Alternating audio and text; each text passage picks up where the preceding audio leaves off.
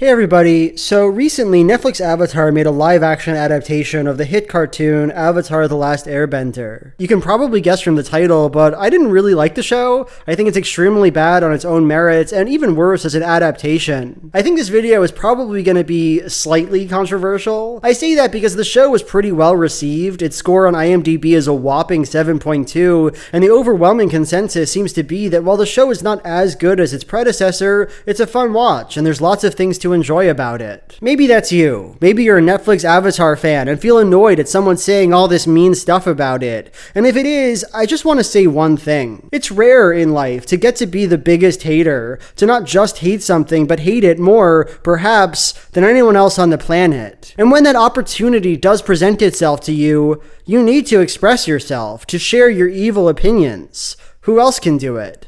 Who else is up to the task? What you're about to see is a man combing through every morsel of a show, spending hours of his life explaining why he doesn't like its various creative choices. And if that sounds good to you, let's jump in. Let's talk about Avatar. So one of my favorite old school YouTube video essay jokes is when YouTubers would drink alcohol during recordings because, you know, they need it just to get through how shitty this media is. So I thought I would do that in this video. Oh, I can't believe I have to talk about Netflix Avatar. Gotta take a few swigs. Well, better get through with it then. So okay, the original Avatar: The Last Airbender begins in this very conventional way. We're introduced to two of our main characters, Sokka and Katara, and they meet the protagonist of this show, Aang, the Avatar. In Netflix Avatar though, they choose a new, bold path. Instead of just letting us see the people the show is about, they begin with a lengthy action sequence taking place 100 years before the show proper begins. A random earthbender is trying to warn his people that Fire Lord Sozin is about to attack. Oh no, don't tell me he dies. Don't tell me Sozin burns him up. Okay, let's be fair here. Netflix did not invent beginning movies and TV shows with action sequences. Instead of introducing us to Luke Skywalker, New Hope begins with a climactic space moment. Instead of introducing us to Neo, The Matrix shows us Trinity fighting a bunch of guys. This effect can be used well. It can create a sense of mystery, or give us a sense of what's going to happen later on, or establish a major antagonist. You know, who's this Darth Vader guy? Who's this robot?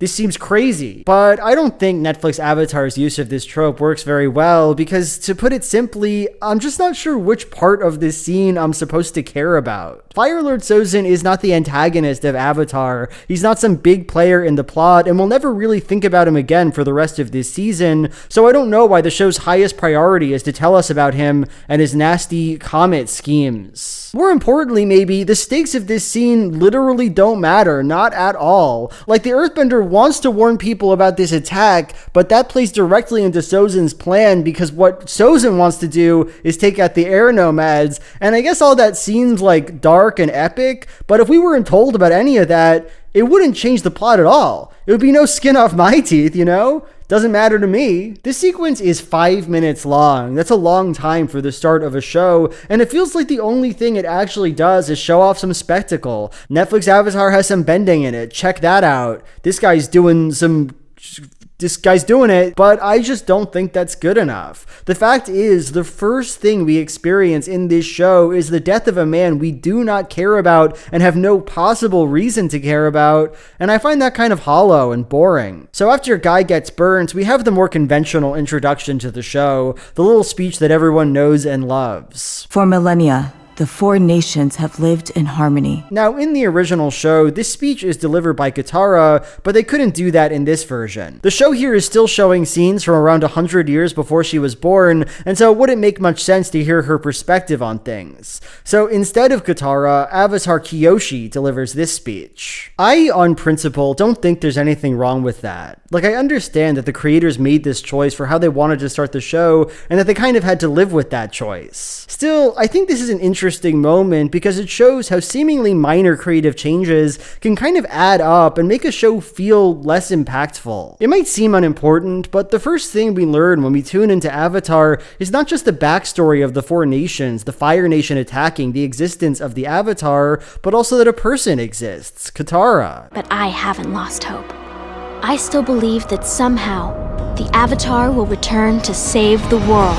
She has motivations and desires and an identity. She believes the Avatar will save the world, and her belief in that matters. It's our touch point in this huge story. Swapping out Katara for Kyoshi is not a huge deal on its own, but as we're gonna see, this show struggles a lot to give its characters personalities, and this choice is a part of that, is a part of the blandification of Avatar. Also, and I know this is a nitpick, get used to those, there's gonna be a lot of them, but I find Kyoshi's speech slightly clumsy sounding. Like at one point she says this: Since the death of the last Avatar, the new incarnation has yet to emerge. But then a second later, she's talking about Aang like she knows who he is. The next master of all four elements, an airbender, who may not be ready for the responsibility of becoming the Avatar. So like, which is it? Did he emerge or did he not emerge? It seems like he did because he's right there, but then maybe she means that he emerged to her and to the other airbenders,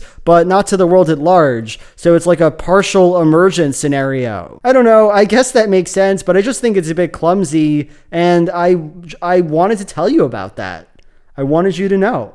So finally we're introduced to Aang, and he's just flying around, soaring like a madman. I know a lot of fans don't like this scene and think his bending looks weird and silly, but I don't mind it. I'm just happy he's having such a good time. No, what bothers me more about this scene is this shot. The first one where we see Aang and he's just staring off into the distance with this odd smile on his face. What's he so happy about, you know? What's going on in that head of his? I think this is a good opportunity to make a disclaimer. This show has some bad performances in it, I think, but I do appreciate that many of the actors are children, and I'm not trying to like bully them. That's especially the case because I don't think their performances are their fault. If you took Robert De Niro, put him in front of a green screen, and told him to smile in blank wonderment at nothing, I don't think that would feel natural for the audience. Don't blame Aang, that's my point. Blame the guy who told him that he had to be like that. So Aang gets sleepy and comes down from his flight exercises or whatever he's doing, and he talks to his master Monkey Atso.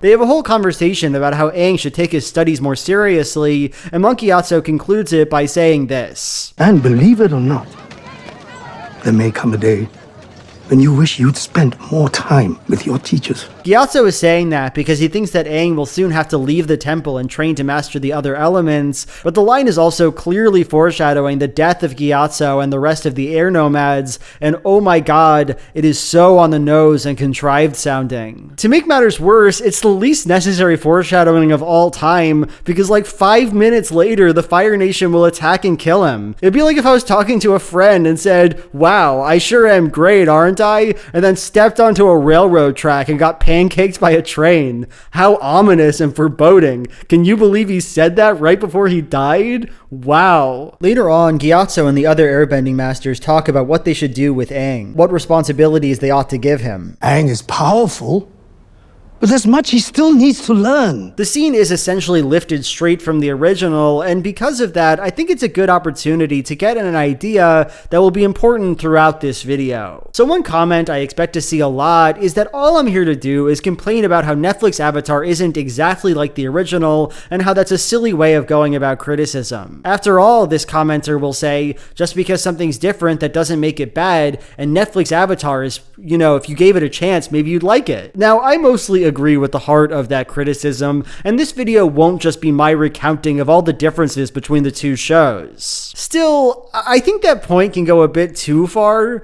Adaptations are interesting because they work with existing material, and I think there's a kind of obligation in the act of adaptation to honor and explore the original work, to care about the things that made it good. And the original Avatar is really good. It's worth paying attention to. The Storm is one of the best episodes of the entire show. It's the episode where Aang's backstory is given, where Monkey Atso lays out the challenges he'll be forced to face. And it works partly because we already love Aang by the time it happens, because we want to protect him, because we've seen his world and can feel how unfair his circumstances are. But delivered as it is in the Netflix version, the scene, it just kind of feels like exposition to me. This is who Aang is. This is what happened to him. If we send him away before he learns these things, he could fail to be everything we need him to be. Without context and a feeling of connection, it's little more than an info dump. So, is this scene bad? No, not really. They do a fine job with it, but they're working with really good material here and wasting the opportunities it gives, and I do think it's valid to point that out. So Gyatso breaks the news to Aang, and he starts by going down a list of the past avatars. After Yang Chen's death, came Kuruk of the Water Tribes, then Kyoshi of the Earth Kingdom, And then Roku and the Fire Nation. Before you, there was Roku, and then Kuruk, and then Kyoshi, and then Yang Chen, and then before Yang Chen, there was Donkey Boy, and Screwball, and Squiggles, and Dop, and then before Dop, there was Dibbity. I have no idea why he says these proper nouns, just more contextless information for the audience to chew on. Kyoshi already established that avatars reincarnate, so I genuinely don't even know what they're going for here. But whatever, Gyatso tells Aang that he's the avatar and does so by telling us what a special boy he is. You have always been special. The most talented airbender I have ever known. I never asked to be special. But you are. You're strong and kind and generous. Remember that. That's how I like my characters to be introduced, not with interactions that reveal what kind of person they are, but with someone just saying that he is the best guy. You know who this show's about? One of the best guys you'll ever meet. He's amazing. Just sit back and relax. And this moment of horrible characterization leads us to one of the worst moments in the entire episode, where Aang, upset by his new lot in life, talks about what kind of guy he is some more. I know who I am. I like to play airball and eat banana cakes and goof off with my friends. That's who I am. Not someone who can stop the Fire Nation. This is some of the clunkiest writing I think I've ever seen, and it baffles me that they chose to do it like that. I cannot think of a worse way to be exposed to a goofy character than for him to tell me in a pained tone how goofy he is, how much he likes hanging out with his friends and eating cake. Why didn't they just show him acting like that? Why didn't they just make him fun for a second? I don't understand. So Aang goes off, unprepared to deal with his status as Avatar, and seemingly that very night, the Fire Nation moves in and exterminates all the airbenders. There's been a lot of talk about this scene in particular. There's a certain strange feeling in watching what should be a horrible, sad genocide turned into a generic action sequence. But even leaving any hot takes aside, I just don't think this scene is effective at all. If you're gonna show the death of the air nomads, I think you have a kind of responsibility to do so in a way that gives these people pathos, that gets at the absolute tragedy of the event. But see, that's something that the show is simply incapable of doing. It doesn't want to put in the work to establish the meaning of what's going on here. The thing that makes action sequences work generally is that you're invested in the characters doing the fighting. You want somebody to win because they mean something to you. But I don't know this guy. I don't know this woman. Who is she? Even for Gyatso's death, it feels like the show is less invested in that being sad and more invested in Sozin saying, "We have the power of the comet! We have the power of the comet!" They're just like the Earthbender at the beginning of the episode, faceless grunts who exist only to be exterminated. And so, as an audience member, the main thing I learned at the beginning of Avatar: The Last Airbender is that I don't care that much about the air nomads, that it really doesn't bother me that much when they're all killed. And how awful is that? Alright, we're 22 minutes into the episode, but we finally made it. We're in the South Pole. And in this version, we get the added benefit of knowing that Katara and Sokka are actually from Wolf Cove. That's the name of their home. It's Wolf Cove. So I've plumbed my own depths trying to figure out why I think it's kind of silly and stupid for them to call it Wolf Cove, but I can't come up with nothing. It's completely normal that they gave this place a name, right? All I know is that the second I saw those words appear on the bottom of the screen, informing me that we're actually looking at Wolf Cove, I started laughing hysterically. Like, thanks for that tidbit, Avatar. Gonna keep that one in the noggin. Where are Sokka and Katara from? Why, Wolf Cove, of course. It just sounds so made up. So Sokka and Katara are on a boat doing some fishing, and they talk for a while about Katara's waterbending ways. You were waterbending again, weren't you? Don't worry. No one could see me. Not that it matters. Of course it matters. If anyone from the Fire Nation finds out you're a waterbender. No one from the Fire Nation has approached the village in years. When you look at the equivalent scene in the original show, it's very different, and different in an interesting way. Sokka isn't motivated here by some deep desire to protect his village, he's just kind of being a dick. That every time you play with magic water, I get soaked.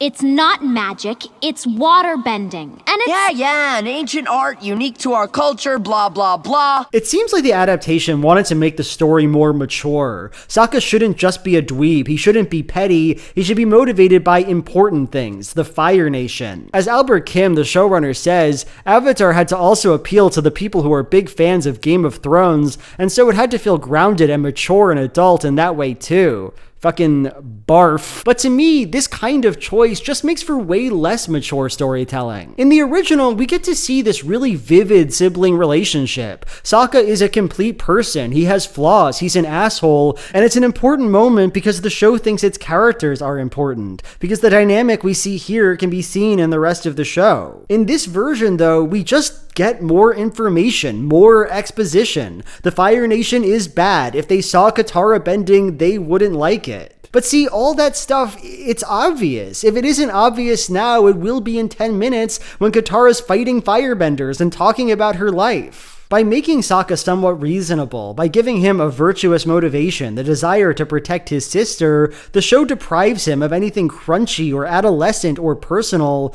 and that's not mature, it just kind of sucks. Okay, so we're introduced to Zuko, Aang's Fire Nation nemesis who wants to track down and capture the Avatar, and I really just have one thing to say about him for now.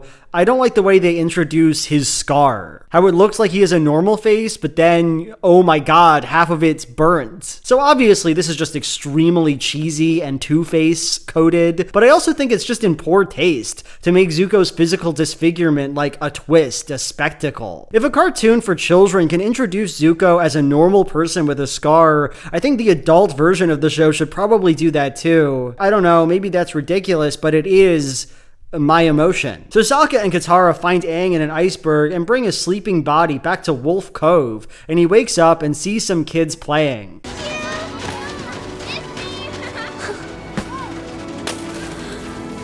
You know, I understand that this Aang isn't and probably shouldn't be a perfect replica of the original. This show was always bound to be more directed, more intense or whatever. Still, the creators do seem to want some of Aang's essence in this boy. He speaks about being a fun-loving kid. I like to play airball and eat banana cakes and goof off with my friends. But that stuff, that exposition Aang gave about himself a few scenes ago, it's not just clumsy and boring, it's also a lie. Aang in this scene is fundamentally joyless. He sees kids playing, and rather than playing with them as a child would, as Aang would, he just stares at them with this weird sentimental look on his face. Wow, kids playing, how beautiful, how innocent. The showrunners here are not just making Aang more serious, they're gutting everything about him, everything that made him natural and likable and realistic feeling. And it doesn't even seem like they know that they're doing that. So I think that by the time this video comes out, what happens next will be remembered as one of the strangest media moments of all time. Aang goes into a tent and Gran, Katara and Sokka's grandmother, recites the opening speech of the original show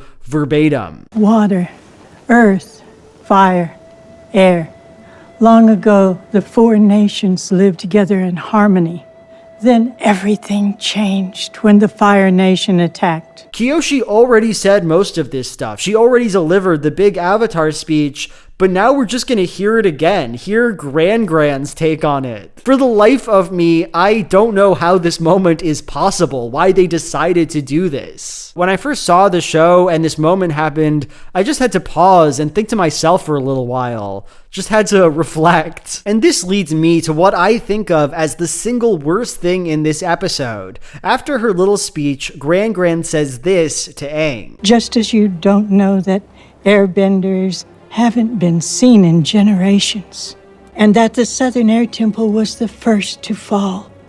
Because you've been trapped in that ice this whole time. Just for the record, in the first episodes of this show, Aang doesn't know that the airbenders have been wiped out, that the Southern Air Temple has fallen. Katara doesn't want to tell him the truth outright, and he refuses to accept that anything bad may have happened until he sees the temple for himself. You don't understand, Katara. The only way to get to an airbender temple is on a flying bison. And I doubt the Fire Nation has any flying bison. When he finally sees the skeleton of Monkey Yatso, he goes crazy with grief and pain and enters the Avatar state. Such is the importance of this realization. In Netflix Avatar, Gran just unceremoniously gives him this info, tells Aang that his home was destroyed. It's so flat and unfeeling. And that the Southern Air Temple was the first to fall. And to make matters worse, Aang hardly reacts to it. He runs out of the room, sits on Appa, and when Katara goes out to see him, he's just like, wow, 100 years have passed. That sure is a long time, huh? Are you okay?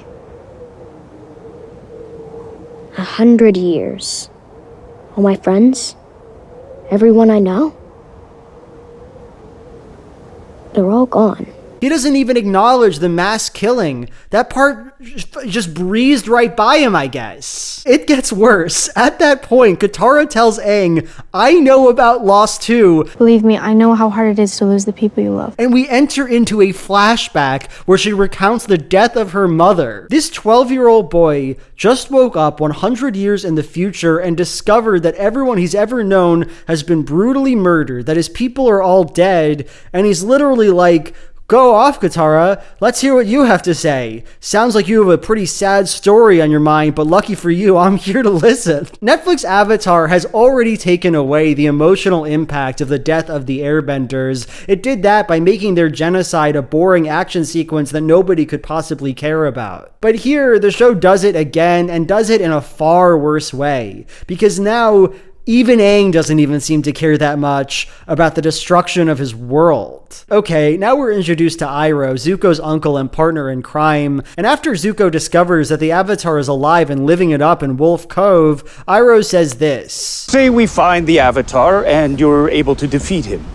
A mission your father believed to be impossible. And so your return home may be unexpected.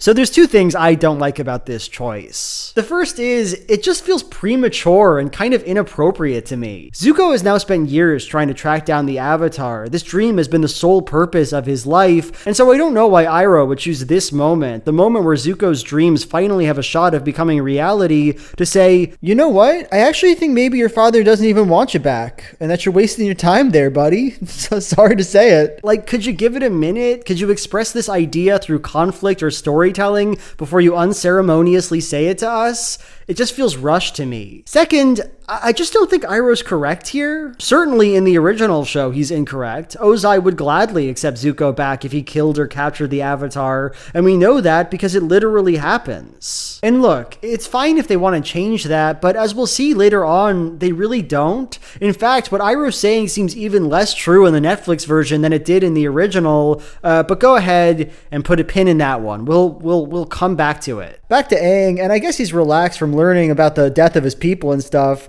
because now he's teaching Katara how to waterbend. The monks told me bending is about energy and balance. Yeah, in this version, Katara doesn't know how to do nothing until Aang is like, have you heard about energy? At which point she goes, oh, now I get it.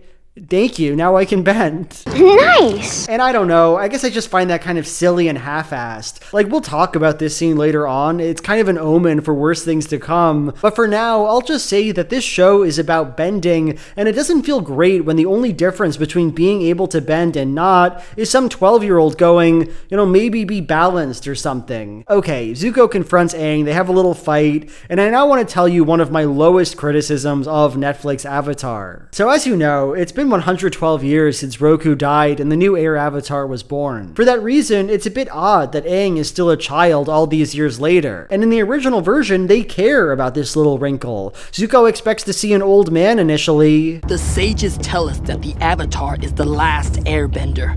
He must be over 100 years old by now. And when he doesn't, he and Aang have this interaction. You're just a child.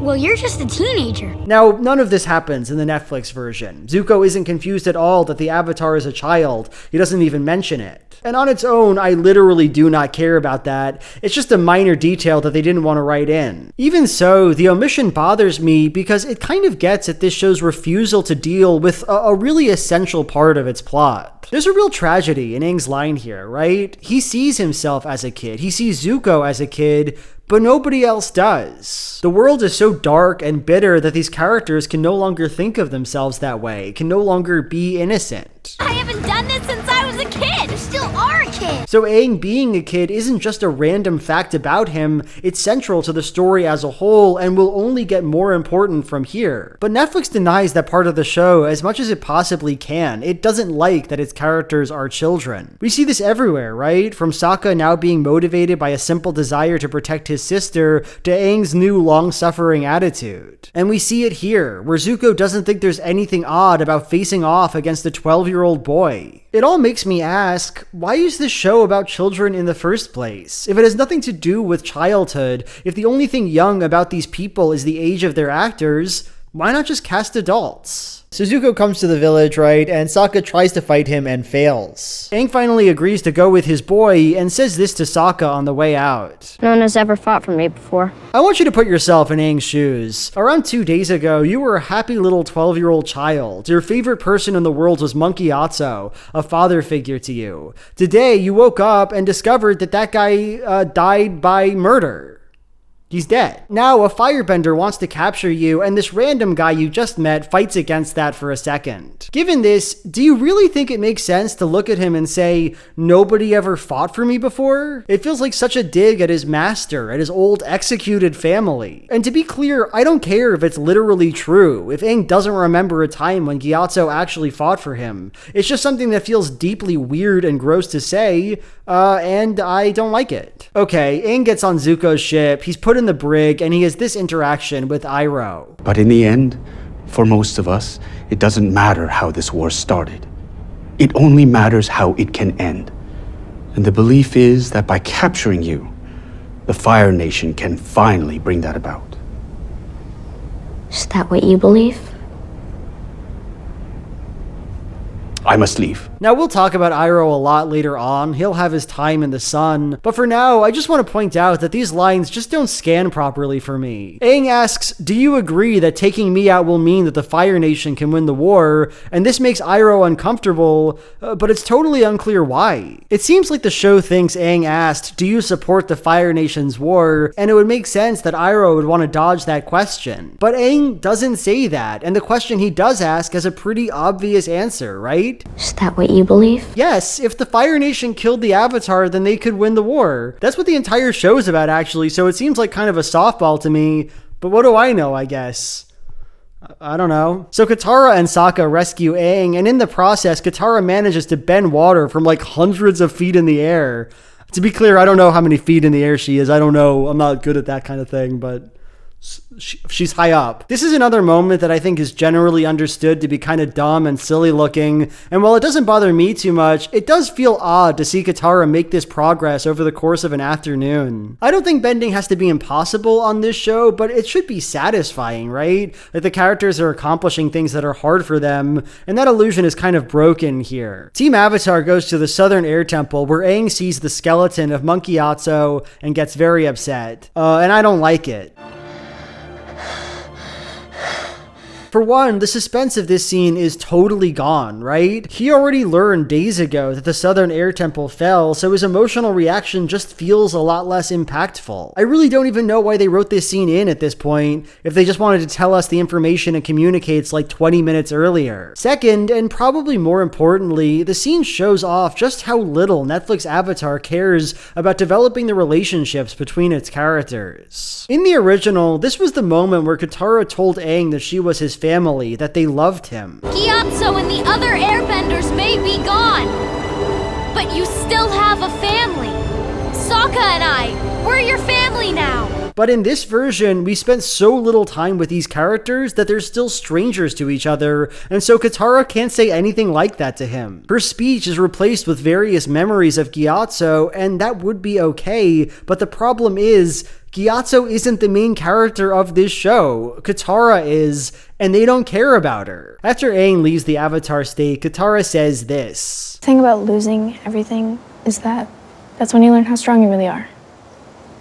It's when you learn to fight. A line which is not just stupid, but also deeply tone deaf. Katara, what are you talking about? That's not a normal thing to say to somebody. Read the room. Aang, you are gonna get so much stronger because your people are dead. You are gonna be shocked by the gains you see in the coming months, let me tell you. This line is presented as touching or profound or sweet, and man, it's just so horrible to watch. Anyway, that's how the episode ends. But there are 7 more. So, oh, Jesus Christ. I didn't realize when I signed up to talk about Netflix Avatar that it would be this shitty. So episode 2 is largely an adaptation of the episode The Warriors of Kyoshi.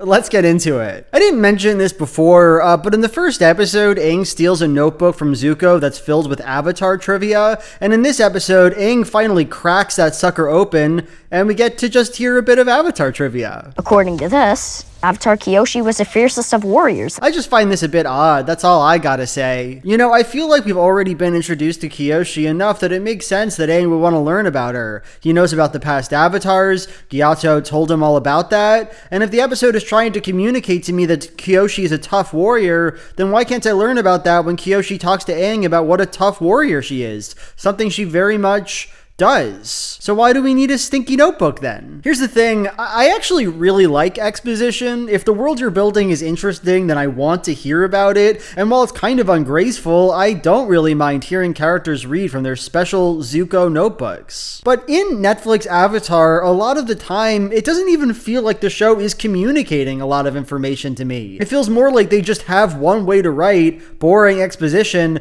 and they'll do that whether or not it serves any purpose or tells me anything new. Okay, Aang walks off to do whatever, and Sokka and Katara have a little fight. Sokka thinks it's time for them to go home, and Katara wants to stay and help Aang. It's time to go home.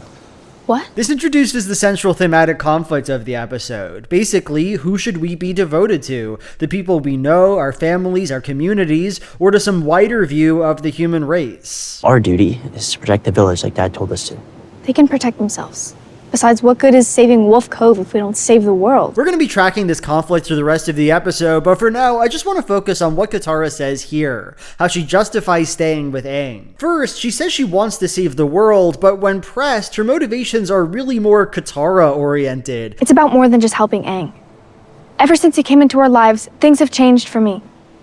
Before I met him, I couldn't bend enough water to fill a thimble. And now look what I can do. So I think this moment really gets at the way that faults can magnify each other. Small cracks can expand with time. Aang teaching Katara how to bend was already a silly moment. It didn't feel like the characters were connecting at all, and it didn't seem like the advice he gave her was all that personal or thoughtful. The monks told me bending is about energy and balance. It certainly doesn't scream, this girl needs this boy to teach her stuff, that she would be nothing without him. And see, that's okay if it's a one-off moment, but here it's being used as the linchpin for the entire plot. Katara is invested in this story, wants to be with Aang, and that's largely because of this? Finding balance, you can feel the energy. He's literally just saying energy and balance over and over again, Katara. It's not that amazing, you know? It just feels empty. It feels like a non-reason. Aang finds Momo, and Momo looks nasty, and I kind of like him. You know, obviously he's not the best looking kind of guy, but he's their familia. Okay, when Sokka and Katara left Wolf Cove, their grandma sent them off with a letter containing a waterbending scroll for Katara to learn from. See? This never would have happened if we hadn't left home. I don't know what to say, I just find that kind of funny. See, Sokka? This would have never happened if we'd stayed at home. A letter from Grandma. Check that shit out. That convinces him too. He's like, oh, letter from Grandma. I mean, I can't argue with that. That's a pretty big deal. Fine, we'll go to Kyoshi Island and see how it goes. I was literally about to go, but then you dropped this bomb on me. What am I going to do? You know, that's a letter from our grandma. So Team Avatar heads to Kyoshi Island where they're met by a new character, Suki's mom. Her name is Yukari. Yukari doesn't like inviting visitors to stay on the island. She's very wary of the Fire Nation, and she's taken on this isolationist approach to the war. It's been a long time since we've had visitors, and for good reason. For 100 years, Kyoshi Island has remained safe from the ravages of war, by keeping to ourselves. So the show's doing something here, right? First, it has Sokka upset by the idea of helping anyone besides his village. Now we see that same attitude in Yukari. They're really committing to this, right? Asking the audience to pay attention to where it goes and see how it resolves. So, just keep it in mind. We will talk about it. Okay, after the meeting, Yukari decides that our boys get to stay on the island for a little while, and Sokka runs after Suki, a Kyoshi warrior, because he's attracted to her. She's attracted to him too, but for some reason acts just remarkably rude. We have a lot in common. We're both warriors, right? Before she died, Avatar Kyoshi trained an elite force in her image, one ready to protect not only our homes but our way of life. That tradition has been passed down through the generations. It doesn't read like she has a crush on Sokka and wants to tease him either. She just seems super angry, and it's hard to say why. That is why I'm not just a warrior. I'm a Kyoshi warrior. Oh shit, she got him with that one. He thought she was a normal warrior. Turns out she was a Kyoshi warrior. This is a case where the show seems to forget that it's not the original Avatar. In the Nickelodeon version, Sokka comes in guns a-blazing, extremely sexist, and so it makes sense that Suki would be antagonistic to him. Wait a second, there's no way a bunch of girls took us down. A bunch of girls, huh? In this version, though, they get rid of all that stuff. Sokka's completely normal, but Suki's still behaving like she has something to prove to this guy. It just doesn't make no sense. Whatever, in the next scene, Katara's practicing some cool waterbending moves, and Aang comes over and gives her some supportive words, and she's like, yay. You're natural. Well, these are just the easy forms. Well, it's more than he could do before, right? He caught on quickly. So I've been beating around the bush, but I feel the need to say here, for the record, I am very disappointed by what they did with Katara. In the original show, she has so much energy. She's talented and ambitious and hot-headed and obsessed with justice. And here they're just gonna take all that and replace it with this dull passivity. She's not Aang's friend here or his partner, but his disciple. And look, there's no way I would have ever liked this choice, but in the context of this scene, her new characterization feels even worse, and that's because, well, Aang is just so annoying. It's more than he could do before, right? Great job, sweetie. Better than you could do it before. Nice. You're a real waterbender, Katara. Imagine this 12-year-old schmendrick talking to you like that. You'd be annoyed. Anyone on this earth would be annoyed. But here, she's just resigned to this vaguely pathetic reaction. It bothers me. Anyway, the group is eating together and Momo steals a bit of food that looks like dango, and the sound effect they use is absurd.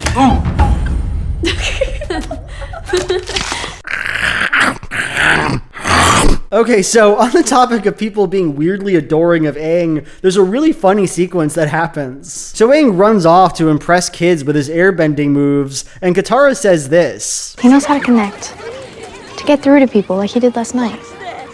That's his real power. And then 30 seconds later, we cut to Suki and Yukari says this. This boy, he may be entertaining, but that doesn't mean he's not dangerous. Wow, this Aang guy sure is great, huh?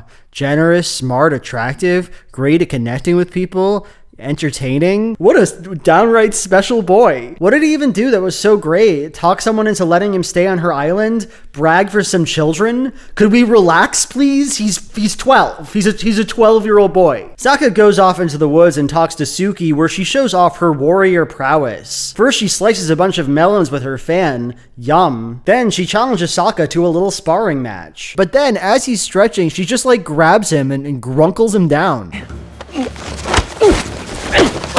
Why does she do that? That's not very honorable. That doesn't prove that she's the better fighter. I guess it's supposed to be funny, but I don't think it's funny, and neither does Sokka. He just looks glum and runs off.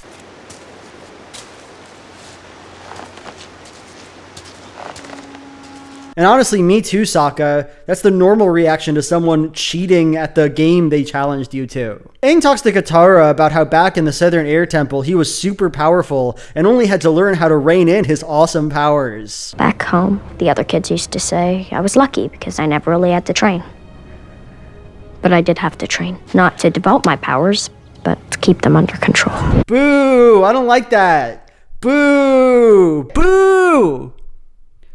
I don't like that. Look, obviously it's fine that Aang is a talented kid and that things tend to come easily to him. It's even fine that he felt at odds with his peers over his bending talent. That's certainly true in the original show. But at a certain point, it just feels joyless. Bending is no longer a cool or fun thing that Aang loved. Now it's yet another cross he has to bear, another opportunity to inform us that he's so talented and cool and cute and charismatic and interesting. Aang never had to learn how to airbend and vaguely hates doing it, and I just find that predictable and dull. Back with the two lovebirds, Sokka goes to chill with Suki and they just like train sensually for a while.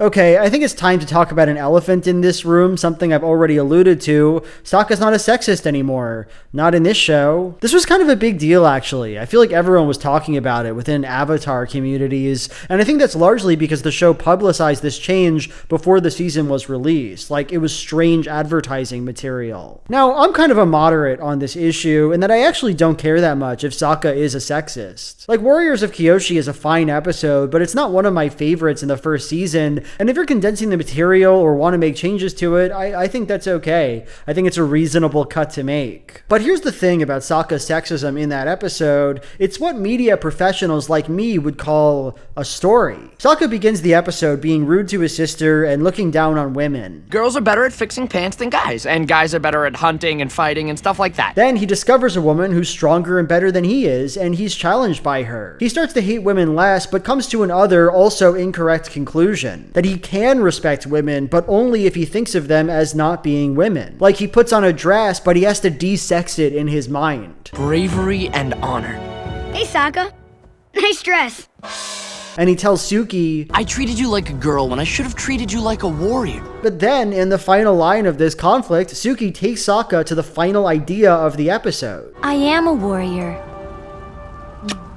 But I'm a girl, too. Yes, you can be cool and a woman. Someone can wear a warrior's uniform that is also a dress. Sokka's wrong. These two things are not in conflict with each other. And that's the story, and it does the things that competent stories often do. It develops and changes characters, it expresses an interesting theme, and maybe most importantly, it leads the audience through the episode. Because we have this story to watch, the characters have things to talk about. There's a conflict to work out. But in Netflix Avatar, they took this story out and they replaced it with nothing. There's nothing Sokka has to learn. There's nothing Suki has to learn. There is no problem that needs to be resolved. It's just sexy training time. Wow, look at them go. They're crazy about each other. They seem really into each other. Damn, who cares? They didn't bother to make me care. Okay, so Aang goes off to commune with Avatar Kyoshi, the last earthbending avatar. She tells him the deal about the Avatar state and how he has to go to the North Pole because there's about to be a disaster there. Tragedy awaits the North, and unless you do something about it, another race of benders will be wiped out just as the air nomads were. Now, I could dwell on the fact that I really don't understand why we have to hear a long lecture about the Avatar state in the second episode of the show. It's not like the Avatar state is more important in this version than it was in the original, but honestly, this video is going to get tiresome if I talk about every single bit of unnecessary exposition, so I'll try not to do that anymore. Instead, I want to talk about this interaction between the characters. You must fill several roles, and many of them require unparalleled strength. That's why I need to master all the bending disciplines? To become strong? Yes. So let's take a step back here. At its most basic level, Avatar: The Last Airbender is a martial arts show where the characters use a fantasy version of martial arts called bending. In almost every episode of the original show, particularly in the first season, Aang fights guys or creatures, uses his powers in some way, and through that violence, he saves the day. This bug thinks he can ruin our camping trip? Not today. I'll fight him. Quick, get a sack on his face. That way we can all get out of here. Now follow me! We're riding out of this hole! I understand that Aang is nominally a pacifist, but this pacifism never gets in the way of Aang doing what he has to do, using his powers, beating guys up. He feels great about doing that. That's what he loves to do. In Netflix Avatar, though, Aang is not like that. Not only does he seem super into non-violence, but he's also apparently so invested in the concept of not fighting that Kyoshi saying mastering the 4 elements will make you strong is baffling to him. That's why I need to master all the bending disciplines?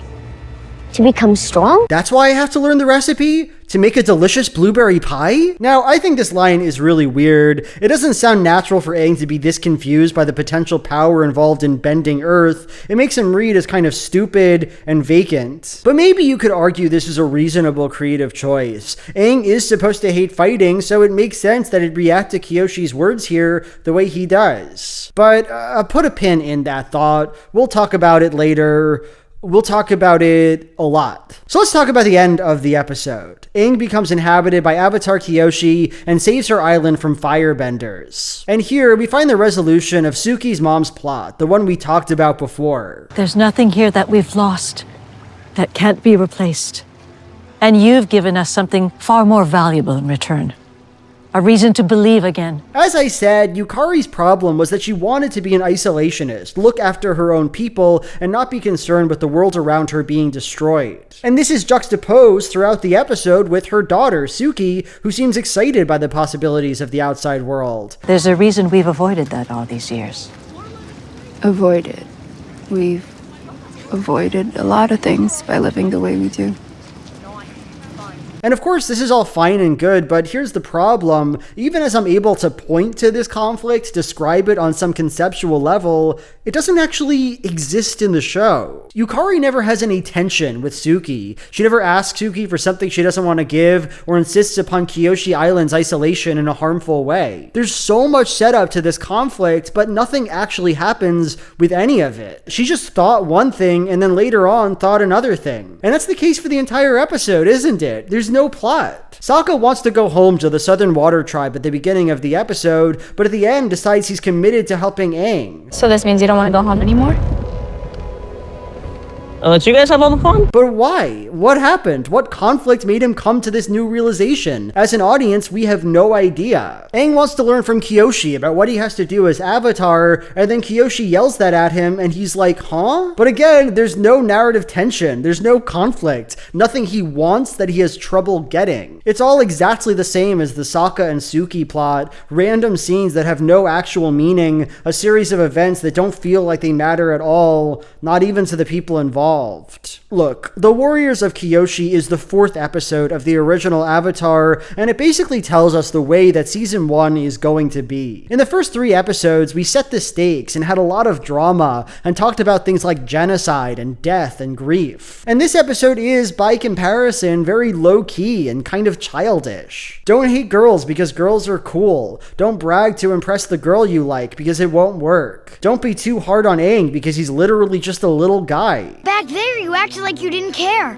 I'm sorry. And I get being disappointed by that, wanting the contents of your Netflix show to be more mature or whatever, but in the end, the original Warriors of Kyoshi does accomplish one thing very well. It tells us that the show is about its characters, about their relationships and conflicts with each other. And this show doesn't do none of that. It's completely bored by the thing it's about. I guess I'll end on a nice note. This episode introduces Zhao, Zuko's Fire Nation nemesis, and I like him. Prince Zuko, what an honor to welcome actual royalty to our humble base. What can I do for the Crown Prince? Zhao in the original is really pompous and angry, and in this version he's a bit more duplicitous and nasty. And I don't mind that change at all. I mean, I don't prefer it, but it's fine. So that's 1 point to Netflix Avatar. Anyway, now we're on to episode 3. A quarter of the way through the video, but I'm basically at 0 fucks left to give. Might as well have a little bit more drink. This glass says,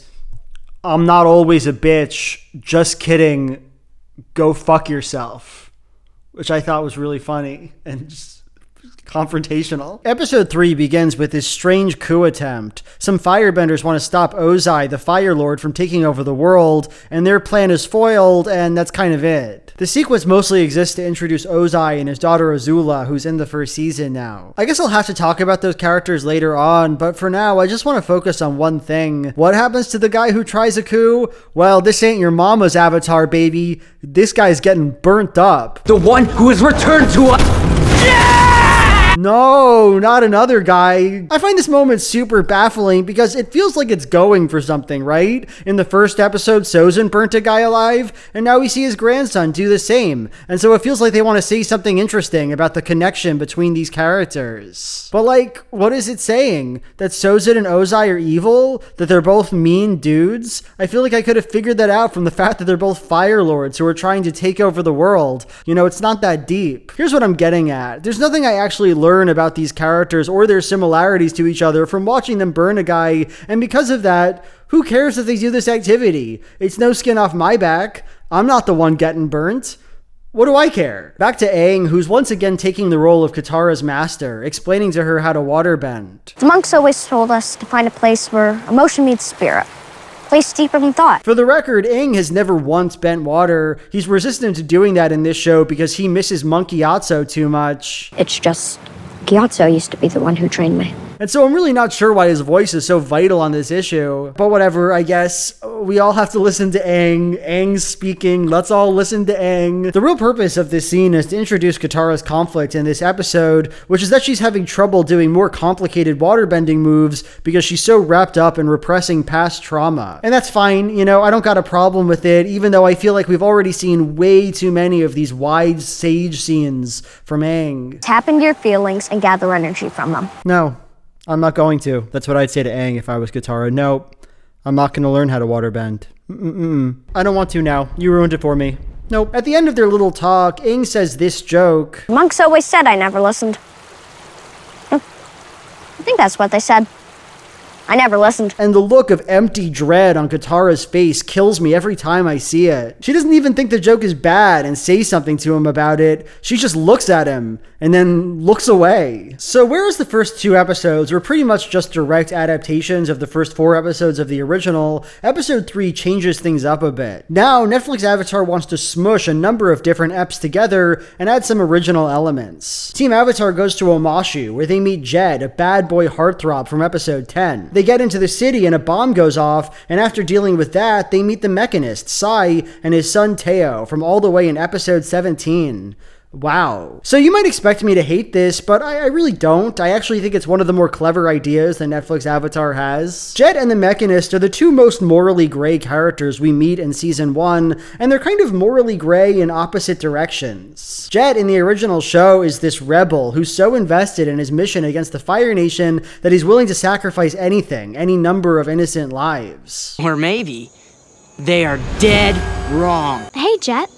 Nice speech. On the other hand, the Mechanist is so pragmatic, so oriented around helping his family and his people, that he's willing to cooperate with the Fire Nation, design weapons for them. And so the show's choice to juxtapose these characters, while a bit strange feeling, does come from somewhere. In the end, as we're going to see, this plot doesn't really work, but it is interesting to me to see the moments where they put thought into adapting the original show, picking out ideas that make sense, work in concept. This show is not entirely without thought, and I feel like if it was, it would be a lot less fun to talk about. So after the bombing in Omashu, Aang decides that he's going to help the people of this city, and he has this conversation with Sokka. It's my responsibility to help these people.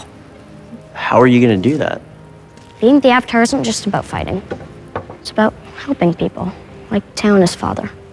This is such a weird case of characters talking right past each other, isn't it? Like, Sokka asks Aang, how are you going to help these people? And Aang just replies, there are lots of ways to help people that don't involve violence. That's great, Aang. I agree with you, but nobody was asking about violence, so I'm not sure why you're telling me this right now. And look, people don't always answer each other's questions in real life. Characters don't have to either. But here, it feels like the 2 characters are straight up not listening to each other. Like the writers aren't completely aware of what they made the other characters say. Let me talk about the funniest moments of this entire show. After the bombing, Team Avatar meets Sai, and they talk about what they can do to stop all the Fire Nation nonsense that's been going on. It's a really serious conversation, but then the camera cuts to Katara, and she's just idly practicing her waterbending moves. Look, I'm not here to cause any trouble. All I want is to help. And that is so good. That is so fucking good. Yeah, so it looks like the bomb killed 17 people. 17 people? Yeah, 17 people.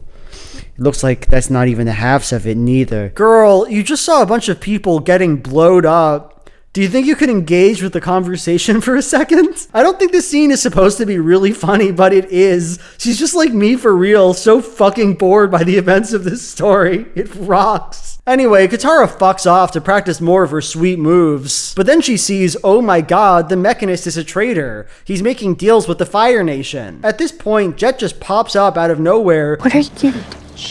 And is like, oh yeah, that guy's totally a traitor. And then, and this is the weird part, he gestures for Katara to follow him, and she just kind of like runs off. She says this line about how she has to warn her friends, and Jet says they'll be fine. Sokka and Aang. They're in danger. I've got to warn them. They'll be fine. And that's kind of the end of that conversation. This choice doesn't make too much sense to me. I don't really get it. Like, yeah, maybe her friends will be fine, but that's not the only concern here, right? She just learned pressing information about the guy her friends are working with. Info that would completely change their plans. And instead of taking a second to tell Aang or Sokka, she just runs off with this random guy she just met 10 minutes ago. You can call me Jet.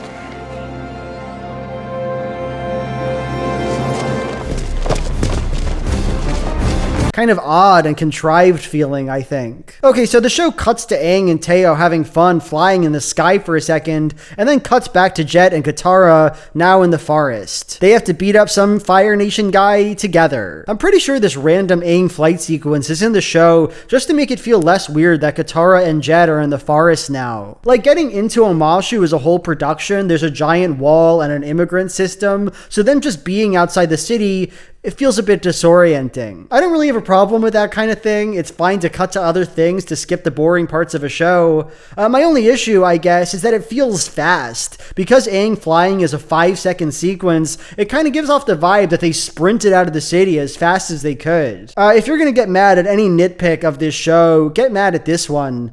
Who cares? Who cares about anything I just said? Okay, whatever. So after beating up some guys, Katara gets introduced to Jet's team. They walk off and Jet looks back at her and says, "You coming?" And she just kind of wanders off with him some more. So I already alluded to this, but I think it's time to explore it a bit more. Katara has no actual reason to be a part of this plot. For the sake of comparison, let's look back at the original episode and see all the elements that connect Katara to Jet in that story. First, Jet saves the group from a bunch of Fire Nation soldiers. They talk to him because he seems cool and helpful. Second, the group doesn't have anything else going on. They were literally just traipsing through the woods before they found Jet, so it feels more natural that they want to spend some more time with him. Third, and this is shared between the two shows, Katara is immediately attracted to Jet, though in the original it feels much more pronounced and significant. Fourth, Katara's connection to Jet is reinforced narratively through conflict. Sokka hates Jet, and that creates space for Katara to reaffirm her commitment to the guy. I'm sorry, Katara. Jet's very smooth, but we can't trust him. You know what I think? You're jealous that he's a better warrior and a better leader. She likes Jet, but she's also annoyed that Sokka doesn't like him. Fifth, Jet almost immediately has something concrete he wants out of Aang and Katara. He needs waterbenders to help him with his anti-Fire Nation scheme. This gives our protagonists a compelling reason to stay. Sixth, Jet is a manipulator. Of course, he kind of placates Katara, but he does the same with Sokka, appealing to his desire to be helpful and important to some big mission. So I might know a way that you and Aang can help in our struggle. Unfortunately, we have to leave tonight. Sokka, you're kidding me. I needed you on an important mission tomorrow. So look, I understand how boring what I just said was. Obviously, Avatar gives its characters reasons to be in the plots that they're in. It almost feels silly to make a point out of it. But you know, good storytelling isn't natural. It doesn't just occur. There's a billion things under the hood of this original episode that make it work, and none of them had to be there. And essentially, none of those things are present in the Netflix version. Here, Jet just kind of shows up. Katara's already in the middle of something important. She has nothing to offer him. He doesn't particularly need her, and he doesn't persuade or manipulate her in any real way. The ultimate effect of all this is that when Jet gestures for her to come deeper into the forest with him, I have absolutely no idea what's going on. Why does he want that? Why does she? It's just sloppy. It feels like mush. So Sokka's chilling with Sai, helping him to build a war balloon. Shame that nobody in this family knew he was working with the Fire Nation. All this could have been prevented. You know, if somebody had warned them. Whatever, the two starts talking about Sokka's purpose in life. Dad doesn't really pay attention to stuff like this. He's got more important things to worry about. He's a warrior. The world is filled with warriors, but there are far too few great engineers. Engineer? No, this is just a hobby. My role is to protect the village and be a warrior. Just like Dad. This moment introduces a really important conflict for Sokka, one that kind of carries him through the rest of the season. He feels bad about his warrior status, doesn't think he's good at fighting stuff, and might have to rethink his purpose in life. So I don't mind the concept of this conflict. While it's not in the original show, Sokka is kind of an insecure character, and it makes sense that he'd feel low about his physical abilities. I will say, though, that this conflict doesn't really scan well for me. And that's because nothing in the show so far has made the audience question Sokka's abilities at all. In the first episode, he fights Zuko and does a pretty good job considering the fact that, Zuko bends fire. And then in the second episode, he learns from Suki, and I never have the feeling that he's particularly inept or incompetent. He's fine. He's learning from a really talented person. I thought that was what was going on there. Also, Sokka's self-concept as a warrior, it hasn't cost him anything. There's nothing Sokka should have done or wanted to do that he didn't because his father wants him to be some big important soldier. So the show seems to want to pursue this conflict, but it doesn't give us the material necessary to make sense of it as a problem this character has. Anyway, I'm getting ahead of myself. We'll obviously come back to this Sokka warrior stuff later on. We'll come back to it 4 more times. Back with Jet, and he's encouraging Katara to connect to her memory of her mother, and by doing that, she manages to do more complicated bending moves. So just from a craft perspective, this is probably the best scene in the episode. I like that the characters are talking to each other in a way that feels human, and I think Katara's performance is pretty good. Still, it gets tiresome, doesn't it? That thus far in this show, Katara's relationship with bending is exclusively oriented around various men giving her banal pep talks that immediately solve whatever problem she was having. We don't have to be afraid of our pain. We just need to decide what we're going to do with it.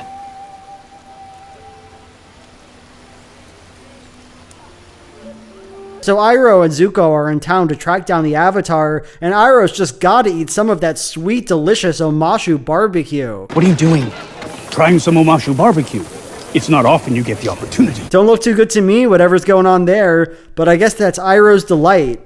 None for me, thanks. You enjoy it. No thank you, but not for me. But as I said before, Azula is introduced in this episode. I have very little to say about her, not just now, but for the rest of the season. In this version, she's played as way more sad and way less maniacal. Her plot isn't all that developed yet, though, so I kind of want to see where they're going with it before I make any big judgments. For now, I'll just say that this is one of the lines they use to introduce her character. There are always ways to get in the game, if you know which pieces to play. But unfortunately for her, I guess, that's gibberish. You don't play pieces to get involved in games, Azula. You play pieces once you're in games. Seems like kind of a sour note to begin our relationship with her on, but whatever, I'm sure we can only go up from here. Up in the heights of Omashu, Aang and Teo realize that, oh shit, Jet actually was the guy who did the big Omashu bombing at the beginning of the episode. And now there's a confrontation between Katara and Sokka and Aang, both sides believing they know who the real traitor is. No, Jet's not the bad guy. Sai is. Are you kidding me? Sai has done nothing but help us.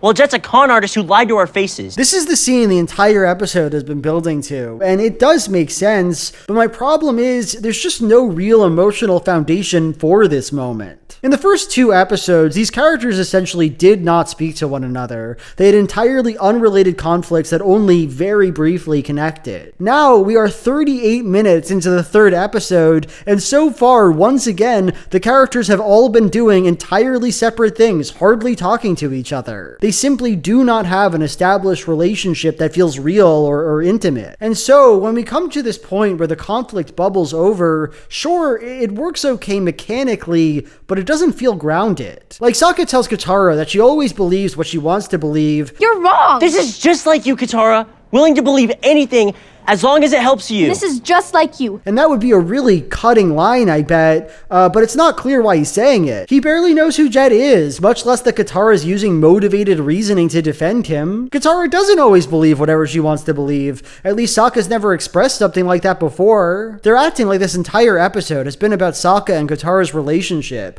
that this is some big important conflict that needs to be sorted out, but we never learned about any of that. They're just making stuff up. So Katara discovers that she was wrong about Jet. He was responsible for the initial bombing of Omashu, and he's trying to bomb the king and the traitorous mechanist, an act that will presumably kill a bunch of innocent people, including Teo. You know, I'm not sure if what I'm about to say is a valid criticism. It does come close to just critiquing the new show for being different from the original, but I still want to say it because I find these sorts of small details really interesting. I don't like the crimes that Jet wants to do in Netflix Avatar. So in the original episode, Jet's goal to flood a village that's been occupied by the Fire Nation is both really poetic and extremely important to the structure of the episode as a whole. Sokka, you fool! We could have freed this valley! Who would be free? Everyone would be dead. Jet is a tragic hero. He could have been a great person. In fact, he becomes one later on in the show, but right now, he's so moved by anger and trauma and hatred that he's lost touch with his humanity. Please, let me go! Have mercy!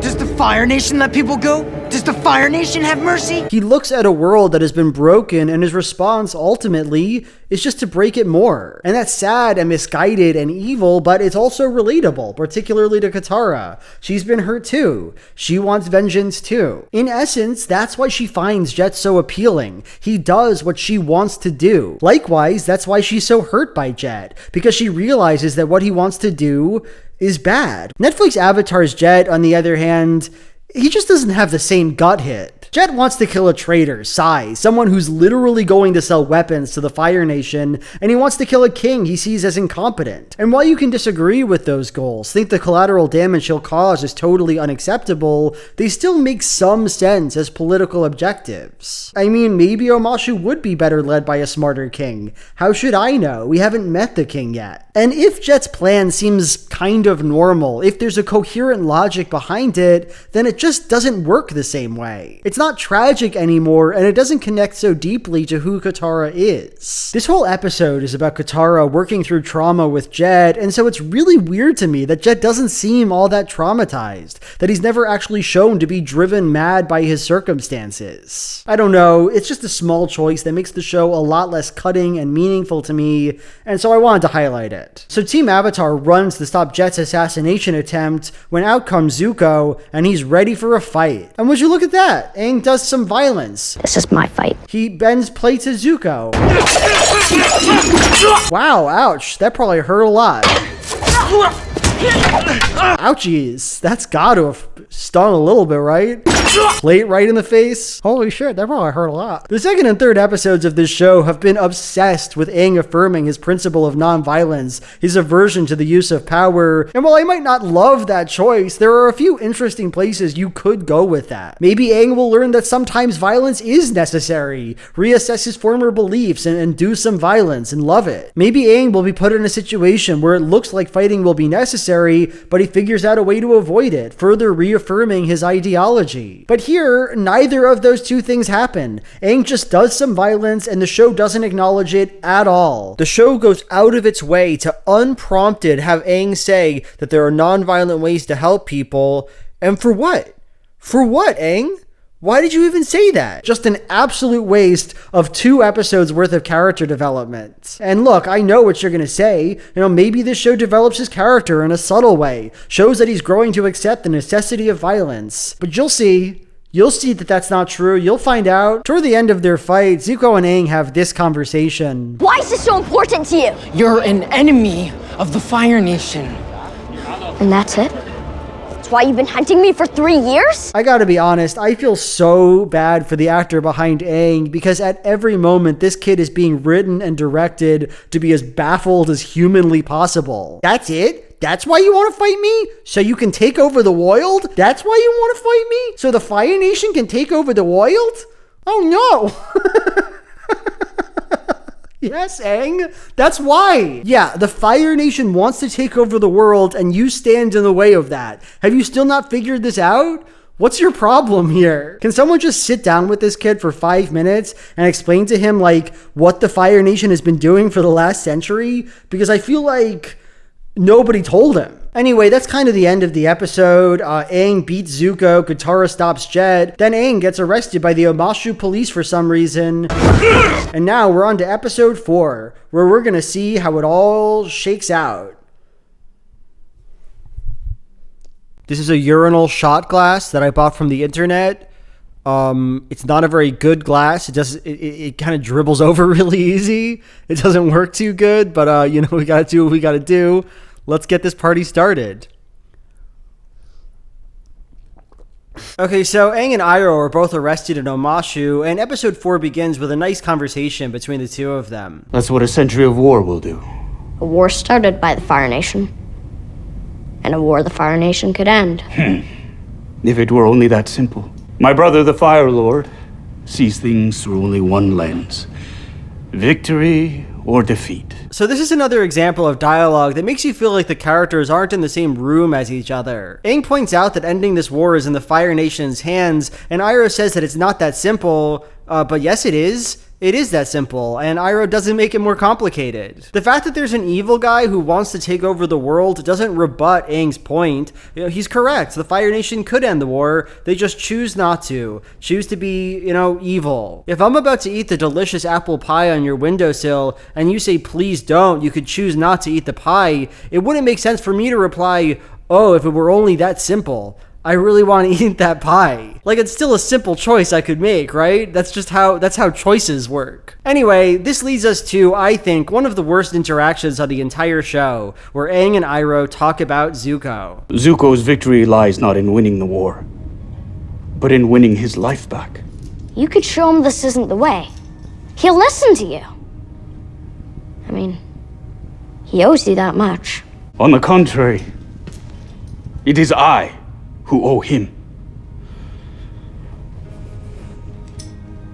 Far more than I can ever repay. But to explain why I find this dialogue so horrid, I have to talk, for a long time about Iroh. So in the first season of the original Avatar, Iroh is by far my favorite character. He's funny and sad, and he's all these little glimmers of depth that make him feel so vivid. Oh, Iroh waged a war on Ba Sing Se. Oh, Iroh's been to the spirit world and can see spirits. Oh, Iroh had a son who's dead. What happened? It's all so mysterious and exciting and fun. But notably, none of this added depth actually makes Iroh a good person. Like, he does nasty stuff all the time in the first season. He crafts schemes to capture the Avatar. He sits by as Zuko destroys Kyoshi Island. In general, he's just on board with doing bad things. In the second season, though, Iroh really changes. As Zuko starts to realize that he might be on the wrong path in life, Iroh steps in and becomes this actively good person. One who would never try to capture the Avatar. One who dissuades his nephew from trying to do that. Who are you?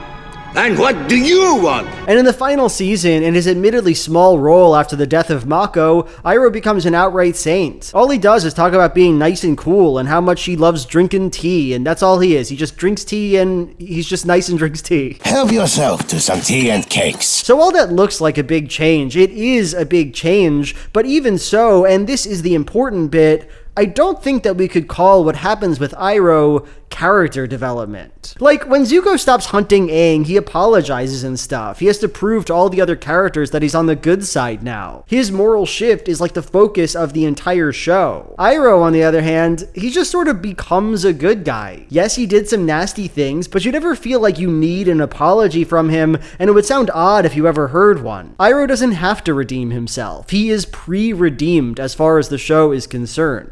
So how does Avatar accomplish this strange effect? Well, I think it does it partly by de-emphasizing Iroh's agency. Yes, he helps his nephew, but it doesn't feel like much, and I can only remember one time that he actually acts violently against Aang, and it's the very first episode. For the most part, he's placed on the sidelines, the wise, cute, comic relief character. So, okay, Netflix Avatar. Netflix Avatar generally seems really uncomfortable with the ways in which first season Iroh is a bad guy. From the first moments we see him, he's telling Zuko that maybe he shouldn't capture the Avatar. He's talking to Aang and insinuating that he doesn't like the war. He doesn't throw a fire blast. This Iroh would never do a thing like that. The whole thing really feels like it wants Iroh to be his character from the second season. Kindly, sympathetic, pro-Avatar. And I guess that choice makes sense. Don't get me wrong, I think it's boring. I think it sanitizes Iroh and strips him of a lot of what made him a fun, interesting character, but I can understand why an adaptation would want to do it. But here's the problem, Iroh might just be a good guy now in this version of the show, but he still does bad things, right? He still supports Zuko, still stands by him on this horrible quest, helps him to capture the Avatar. And in this scene with Aang, we can feel the show being forced to deal with that tension. Everything about this moment is directed toward making us see Iroh as nice. He's pleasant and amiable. Aang seems to understand him as a reasonable actor. He talks about how much he loves Zuko. Leaves on the Vine plays under his voice as he talks, a song originally from the second season episode Tales of Ba Sing Se.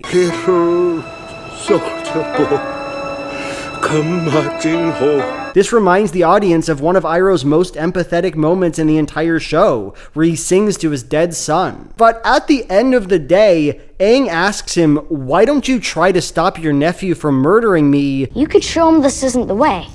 He'll listen to you.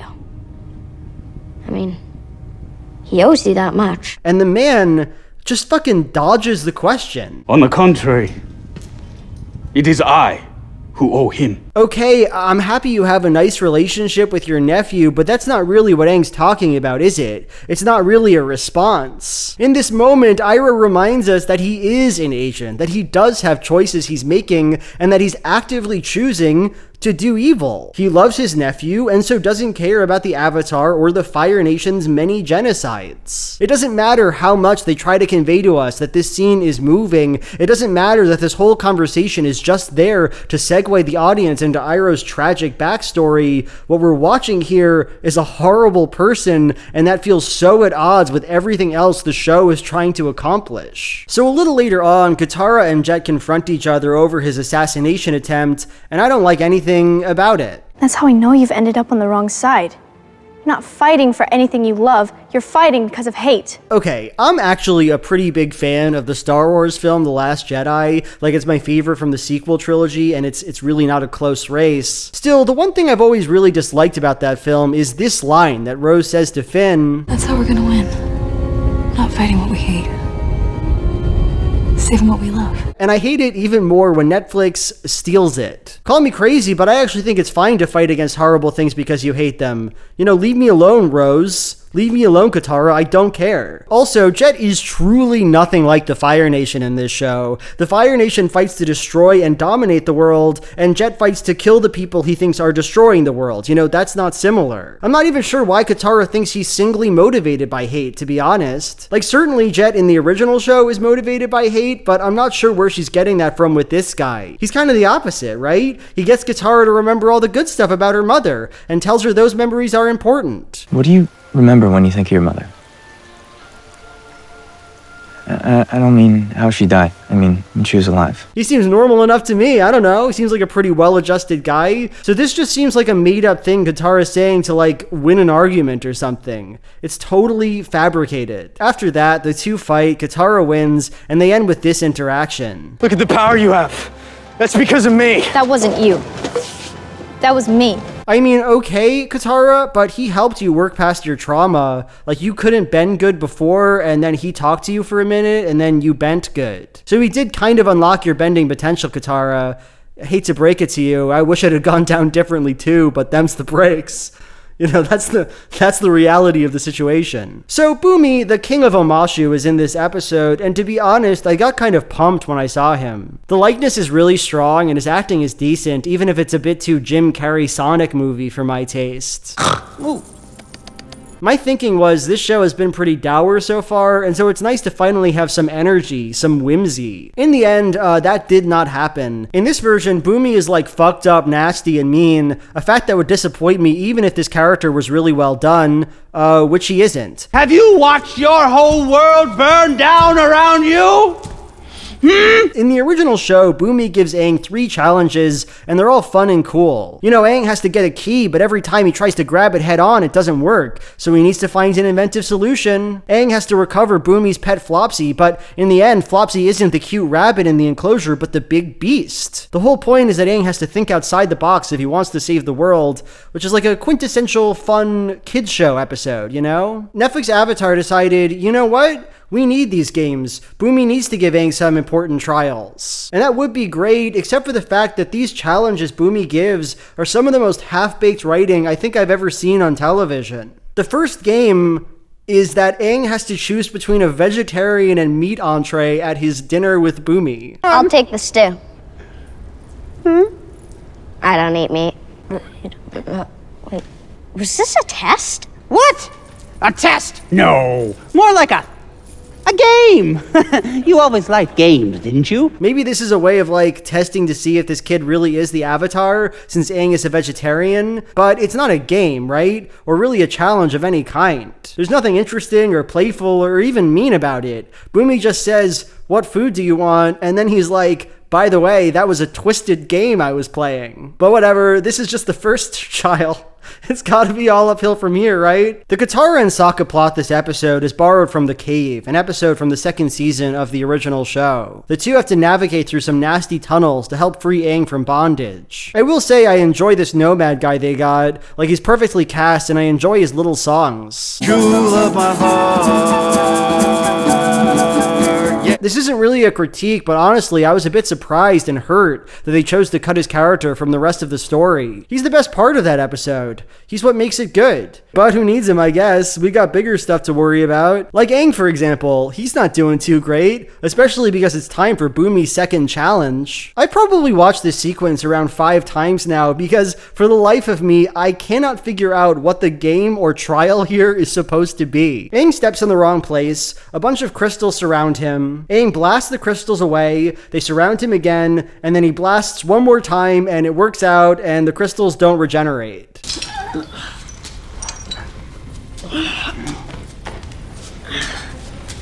That's literally it. There's no twist, there's no interesting solution. Aang just gets hit by some rocks and then the issue resolves itself. Maybe I just wanted to play a game, like we did back in the old days. Me when I bash my mom in the kneecaps. Me when I let loose on my mother. Here's my point, I guess. This sequence and Bumi's plot in general is filmmaking that only exists to be an empty simulacra of the original show that makes no sense and serves no purpose on its own. And I guess that's kind of the Netflix Avatar experience in a nutshell, isn't it? So Iroh gets caught, and now an angry Earth Kingdom soldier is taking him to the pit, a prisoner of war camp. And the conversation Iroh has with this man just feels really off to me. The soldier talks about how Iroh, former general of the Fire Nation, waged a 600-day siege on Ba Sing Se, ultimately killing his brother. By the time we put the fires out, there was nothing left of him to bury. And Iroh says this in response. We were at war.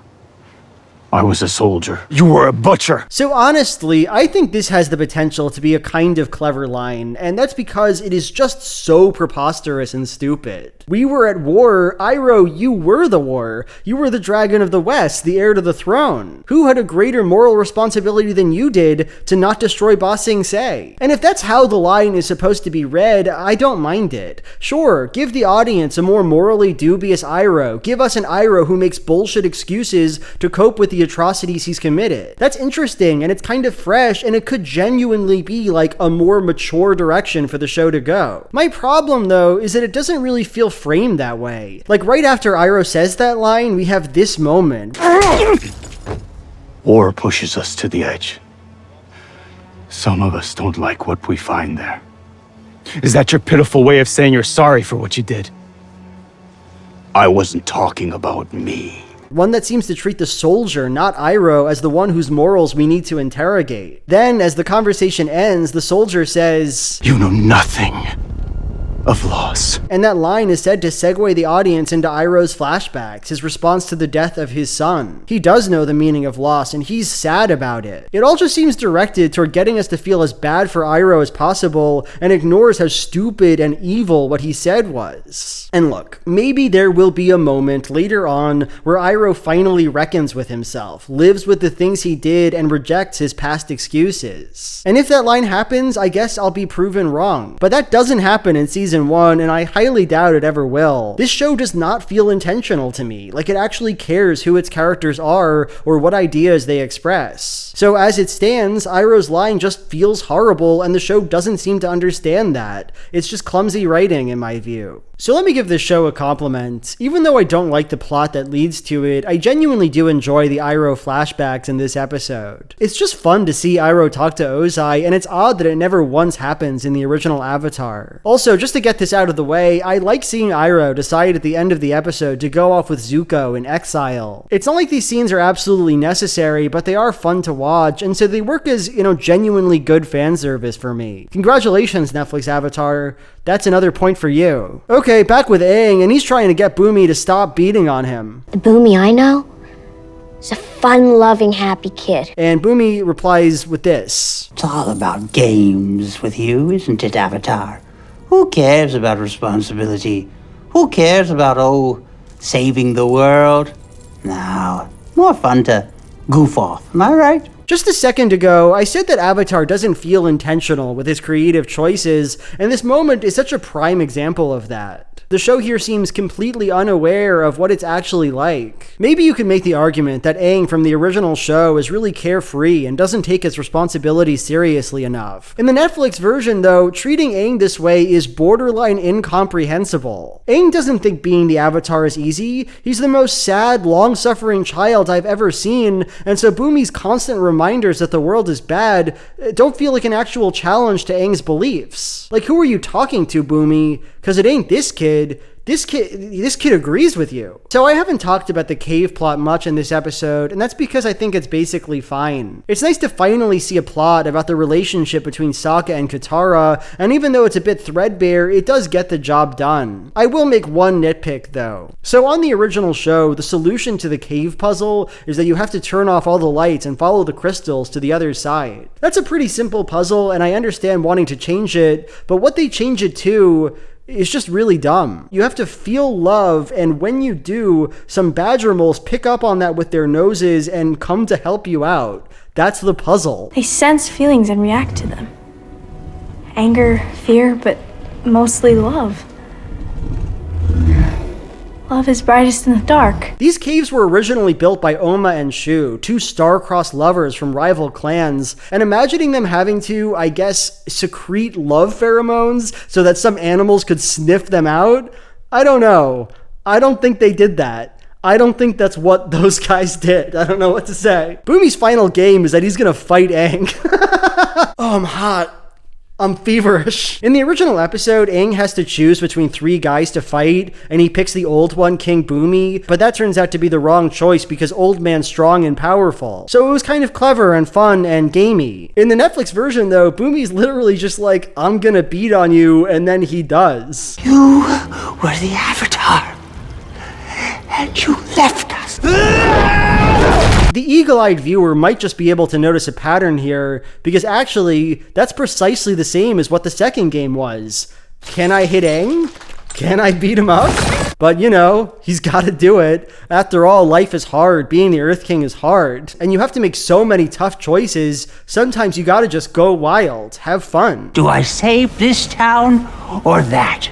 Who gets the last of the food scraps, the orphanage, or the soldiers? You have to make choices like that day after day, year after year. That's really what he says. That's what he says. That's what he says. You haven't seen it. That's what he says. He's like, you don't have to make tough choices. You don't have to make tough choices like me, Aang. That's why I gotta beat on you, Aang. Look, here's what I'm really trying to say here. In the prior episode, Jet was like, I'm gonna kill the King of Omashu because he sucks and we need better leadership. And Katara's like, no, don't do that. Fight for what you love. But when I look at this guy, I can't help but think, maybe Jet slayed with that idea. Let him cook Katara. It seems like this guy's onto something. So thank God it all works out in the end. Bumi's trying to make Aang choose between killing him and killing himself because he's a goth legend. I guess that's technically the game. Like, sure, it begins with, can I beat Aang up? But then I think accidentally the game becomes, will you murder me, Aang? But then Katara and Sokka come out of the tunnels and save the day. And Bumi says, you cheated! You didn't do it on your own, so you didn't learn anything at all! And then learns about the power of friendship and becomes nice. You were wrong. You can rely on your friends. I guess the idea is that Bumi felt betrayed when Aang left and learned not to trust others, but now he understands that he should believe in other people, including the Avatar. But honestly, this scene does not scan for me very well at all. You didn't do it alone, so you didn't learn anything? Is that an idea that Bumi expressed before? That you have to do everything alone for it to count? When did that come up? Maybe my mind has rotted too much from watching Netflix Avatar, but I don't get it. But whatever, the episode ends on a happy note. Zuko saves Iroh from the Earth Boys. Bumi is ready to fight the Fire Nation, something he wasn't doing before, I guess. Whatever, man. He's really cool now, and in the end, isn't that what counts on this fuck of an Earth? Let's move on to episode 5, where stuff really goes into hardcore mode.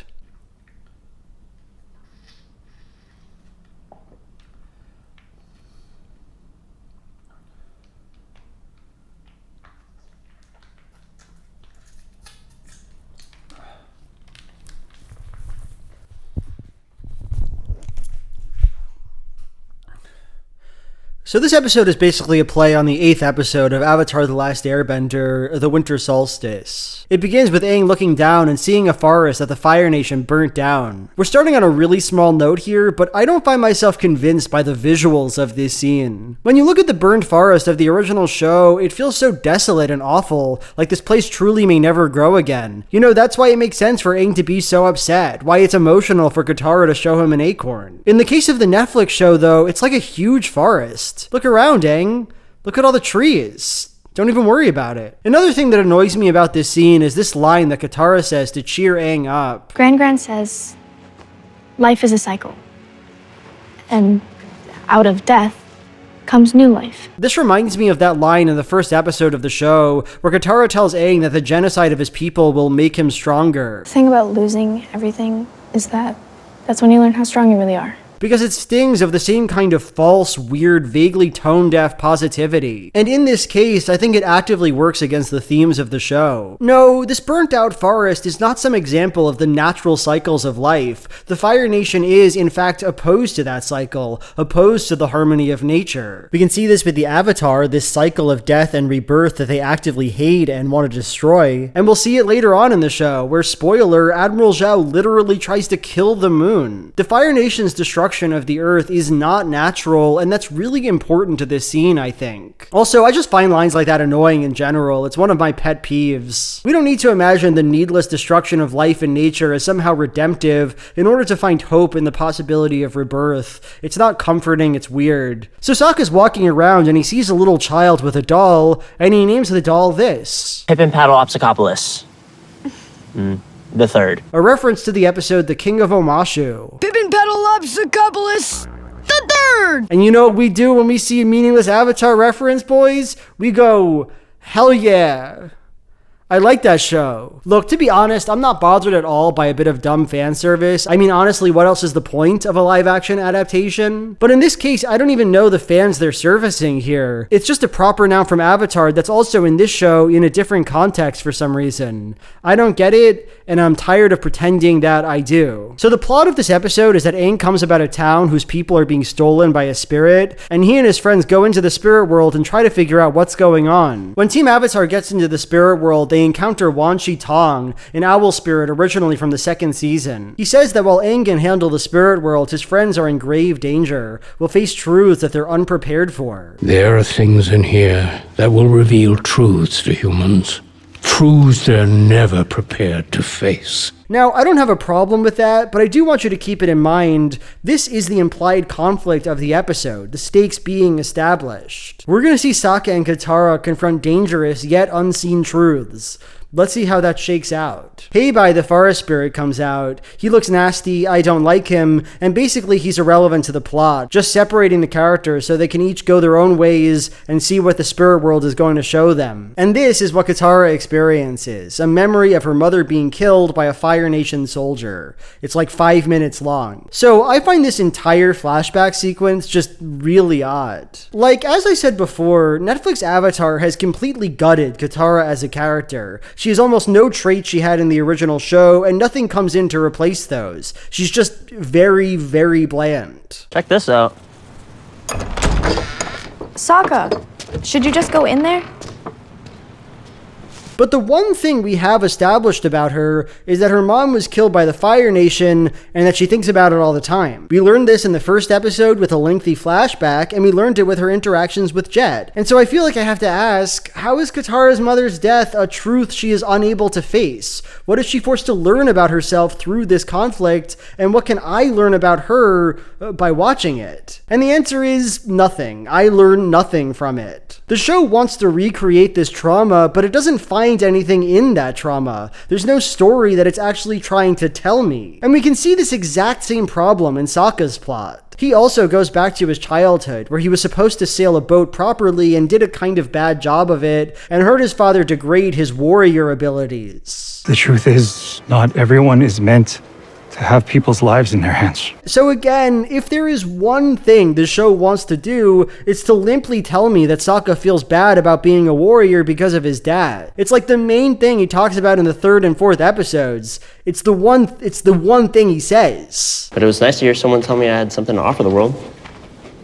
Besides my superior fighting skills. Here we get to see where those insecurities come from, and that could be interesting, but the show doesn't do anything new or clever or unexpected with it. So Sokka disappointed his father. Okay, I think I got that already. All this to say, Wan Shi Tong tells us that these characters will have to face dark truths, have their idea of themselves be contradicted by information they have been long unwilling or unable to accept. You heard him say that, but he lied, unfortunately. That doesn't happen. The show just regurgitates the same information again, adds nothing meaningful to it at all, and pretends it's a story, pretends there's a conflict. But I don't know, maybe I'm being unfair. This is the last we see of Sokka and Katara in this episode, so maybe they'll resolve their plots in a really satisfying way. I say, ominously, knowing the truth. So Aang wanders off on his own spirit journey and comes about Cove, the face stealer. In the original Avatar, Cove is a weird centipede man, and when you make any expression around him, he steals your face. In this version though, Cove seems to be like the sadness man. He traps people in sad memories and then yummies down on them, and that's what he's trying to do to Sokka and Katara. Your friends?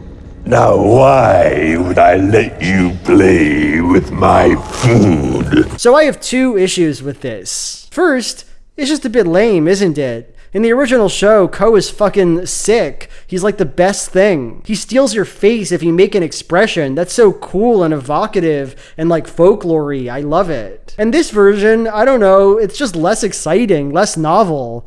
He makes you sad. Who cares? Second, given the fact that Ko doesn't respond to people's facial expressions, at least not to the audience's knowledge, I just find it really, really funny that Aang acts like this while talking to him. Do I know you? Why would I try to kill you? Like, you can tell that this actor is being directed to suppress emotion and speak in a monotone way, but there's no reason for that. There's no explanation given for it. It's just another iconic example of the show not quite understanding the things that happen in it. So Aang leaves Ko and goes off and sees his old master, Monk Gyatso. Gyatso waited in the spirit world instead of moving forward on the path to enlightenment, and I actually find that very sweet and touching. I don't mind it at all. At the end of his conversation though, Gyatso says this. You couldn't have done anything if you'd stayed with us. You couldn't have stopped the Fire Nation. You couldn't have prevented the war. Now, this isn't a bad line. I think it's a nice, normal thing for him to say. The reason I'm talking about it, though, is because within the context of Netflix Avatar, it unfortunately doesn't quite work. And I'm going to talk about why I feel that way for a while. So in the original show, there's only one character who gets mad at Aang for being in an iceberg for 100 years, and it's this fisherman from the episode The Storm. The Avatar disappeared for 100 years. You turned your back on the world. Don't yell at him! This is a very cruel thing for him to say, of course, and Katara gets mad at him immediately, but still, it hurts Aang a lot. He does feel horrible about the way he left the world, and for that reason, the rest of the episode exists to meditate on this question. Should Aang feel guilty about what he did 100 years ago? And the answer won't surprise you. In the end, the episode says, no, he shouldn't. Aang was too young, 12 years old, when the nomads burdened him with the responsibility of being the Avatar. They wanted to remove him, a child, world from his entire support system so that he could be prepared to fight a war. And in any case, he didn't understand the responsibilities he was stepping away from, didn't even understand that he was stepping away from them. He just went off for a while and got straight zooted into the iceberg. As an aside, Aang's plot in this episode is mirrored and reinforced by Zuko's. That's another story about the savagery of war, of kids being ripped from their parents. Aang leaves the Southern Air Temple when the Air Masters lay too heavy a weight on him. Zuko's father banishes him because he's unable to accept the brutality of the Fire Nation. Yeah, Netflix Avatar, there's a reason the Storm has both of those plots together. It's a lot less impactful when you separate them. Whatever. Yeah, the episode ends, the fisherman apologizes for being an asshole, and Aang is mostly over his feelings of guilt, at least for the time being. I can't make guesses about how things would have turned out if I hadn't run away. I'm here now and I'm going to make the most of it. I don't think you're gonna have those nightmares anymore. So what does Netflix Avatar do? Well, it goes in a new, horrible direction. In the second episode of the show, Aang communes with Avatar Kyoshi, and she says this. What if I hurt someone along the way? And how many have already been hurt because you haven't been here? Run away from your responsibilities again, and even more will be hurt. Yeah, she just blames him for stepping away from his responsibilities, makes the exact point that the fisherman does. But see, in her case, that point is framed as reasonable. There's nothing in this moment to suggest she's wrong, no Katara to yell at her. Even Aang seems to hardly react to what she says. Her incredible cruelty is, as far as the show is concerned, completely valid. We see the same thing again with King Bumi. One of the first things he gets mad at Aang about is leaving behind Avatar responsibilities to let the world rot. Frozen in an iceberg for 100 years, huh? That must have been nice. No, it was a nightmare. Ah, come on. How bad could it have been, huh? The world is on fire. People are dying, and you got to sleep through it all. And yes, Bumi is supposed to be a mean character. He changes by the end of the episode. But all he really learns is that Aang is nice, that friendship is good, that you shouldn't beat up this child for no reason. There's absolutely no sense in that episode's resolution that he was incorrect when he said that to Aang. Who cares about, saving the world? No, more fun to goof off, am I right? It almost feels like Netflix Avatar wanted to make this material darker with this creative change. You know, we're finally gonna hold Aang accountable for his choices with a world that disdains him, treats him as morally questionable for the things he did. But the problem there is that, yes, that's dark, but not in a thought-provoking or mature way. It is genuinely just extremely dumb to get mad at a 12-year-old for inadvertently escaping a genocide. So we come back to this episode, with Monkey Otso finally saying the obvious, that Aang shouldn't feel bad about being in the iceberg. But for me, it's just too little too late. We have heard over and over from reasonable, uncontested sources that Aang is to blame, that he did escape his responsibilities, and that he should feel guilty. And in any case, Gyatso kind of fails to get at the heart of the matter, even here. Yes, he tells Aang that there's nothing he could have done differently at the Southern Temple, that he would have died with the other benders. You would have just died, along with everyone else. But he doesn't actually address the simple reality that none of this was Aang's fault, that all the people saying this to him are acting nuts. The line is okay, but it doesn't solve the problem, which is that this show, up to this point, has been written to be as cruel and stupid as possible. Anyway, that takes us to the end of the episode. Gyatso tells Aang that he has to visit Avatar Roku to figure out how to save his friends, and he's off. He's gonna get them. I don't know if you can see this, but this glass says Daddy's Sippy Cup on it, which I thought was pretty cool and provocative and kind of fresh. So that's why I bought this particular glass. So episode 6 finally tells us Zuko's backstory, how he was banished from the Fire Nation. Much like the original, the story is framed with a member of Zuko's crew saying he's annoying. Loyalty. General, with all due respect, your nephew doesn't know the meaning of the word. If he did, he would have shown us, the people who've been with him night and day for 3 years, a lot more respect. And in this version, Iroh responds like this. He's been through a lot. And he knows far more about sacrifice than you can ever know. Netflix Avatar has this special quality where it takes lines and moments that shouldn't be annoying at all, and it makes them just a little bit annoying. Just a touch annoying. Iroh doesn't say, I know Zuko's a jerk, but he has a lot going on, let me tell you about it. No, that would sound too normal. Instead, he has to inform this person that actually his 16-year-old nephew knows more about sacrifice than he ever will. You're so stupid, and my nephew is so cool. If I heard Iroh say this in real life, I wouldn't think, wow, tell me more about this mysterious Zuko. I'd think, wow, how dare you? I'm trying to capture the Avatar Aang just like the rest of you guys. Ain't that sacrifice enough? So Aang goes to see the statue of Roku, the Avatar before him. It looks nasty and cheap, but what do I know? You know, it must be special. Statue of Roku is a big deal, right? He meditates and starts talking to the guy. Forgive me! I couldn't resist. And honestly, it's a really weird conversation. They begin with this. What took you so long? I thought you would come to seek my advice sooner. After Kyoshi told me that I need to figure things out on my own, that it was part of my journey. And I'm sorry, but that don't make no sense to me. It don't make no sense for 3 separate reasons. 1, Aang was in an iceberg for like 100 years, and since he saw Kyoshi, it's probably been just like a few months or something. So if Roku's saying, I'd have thought you'd come earlier, it makes more sense to point to the iceberging than to the Kyoshi wisdom, right? 2nd, Aang didn't avoid seeing Roku because of Kyoshi. There wasn't a point in the show where Aang was considering communing with Roku, but didn't do so on the basis of some advice. 3rd, and this is the weirdest one to me, Kyoshi didn't tell Aang not to seek out other past avatars for their advice. She just says this. You want to know what is the Avatar, but I can't tell you that. Every Avatar is different. We are shaped by the different demands of our times. Do I have to figure this out myself? That is part of the journey. I can't tell you exactly what you should do because every avatar has different obligations. That's a normal thing to say, and it's in no way anti-advice. After all, she's giving him guidance in this very conversation, so it's just sloppy. It's a very sloppy line all around. But Roku's talk with Aang gets weirder when they say this. What did Kyoshi tell you the role of the Avatar was? She said I need to be a fierce, merciless warrior.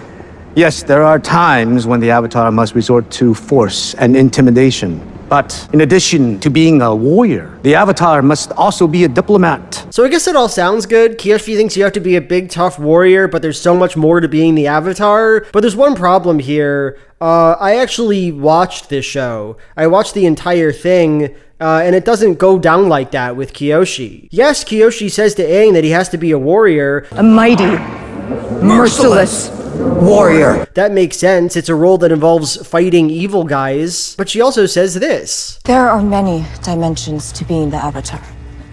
You need to be a guardian, a general, a mediator, a guide. You must fill several roles, and many of them require unparalleled strength. A guardian, a general, a mediator, a guide. She literally tells Aang, you have to be a mediator, and then he goes off, talks to Roku, and Roku's like, Kyoshi's dead wrong. You actually have to be a mediator. The Avatar must also be a diplomat. This isn't a nitpick. This isn't a small detail. This is a show that does not think about the events that happen in it. It has no cohesion at all. It's wild. So okay, Aang tells Roku that he needs his help dealing with Cove, the face stealer, and he gets upset about that. You don't understand.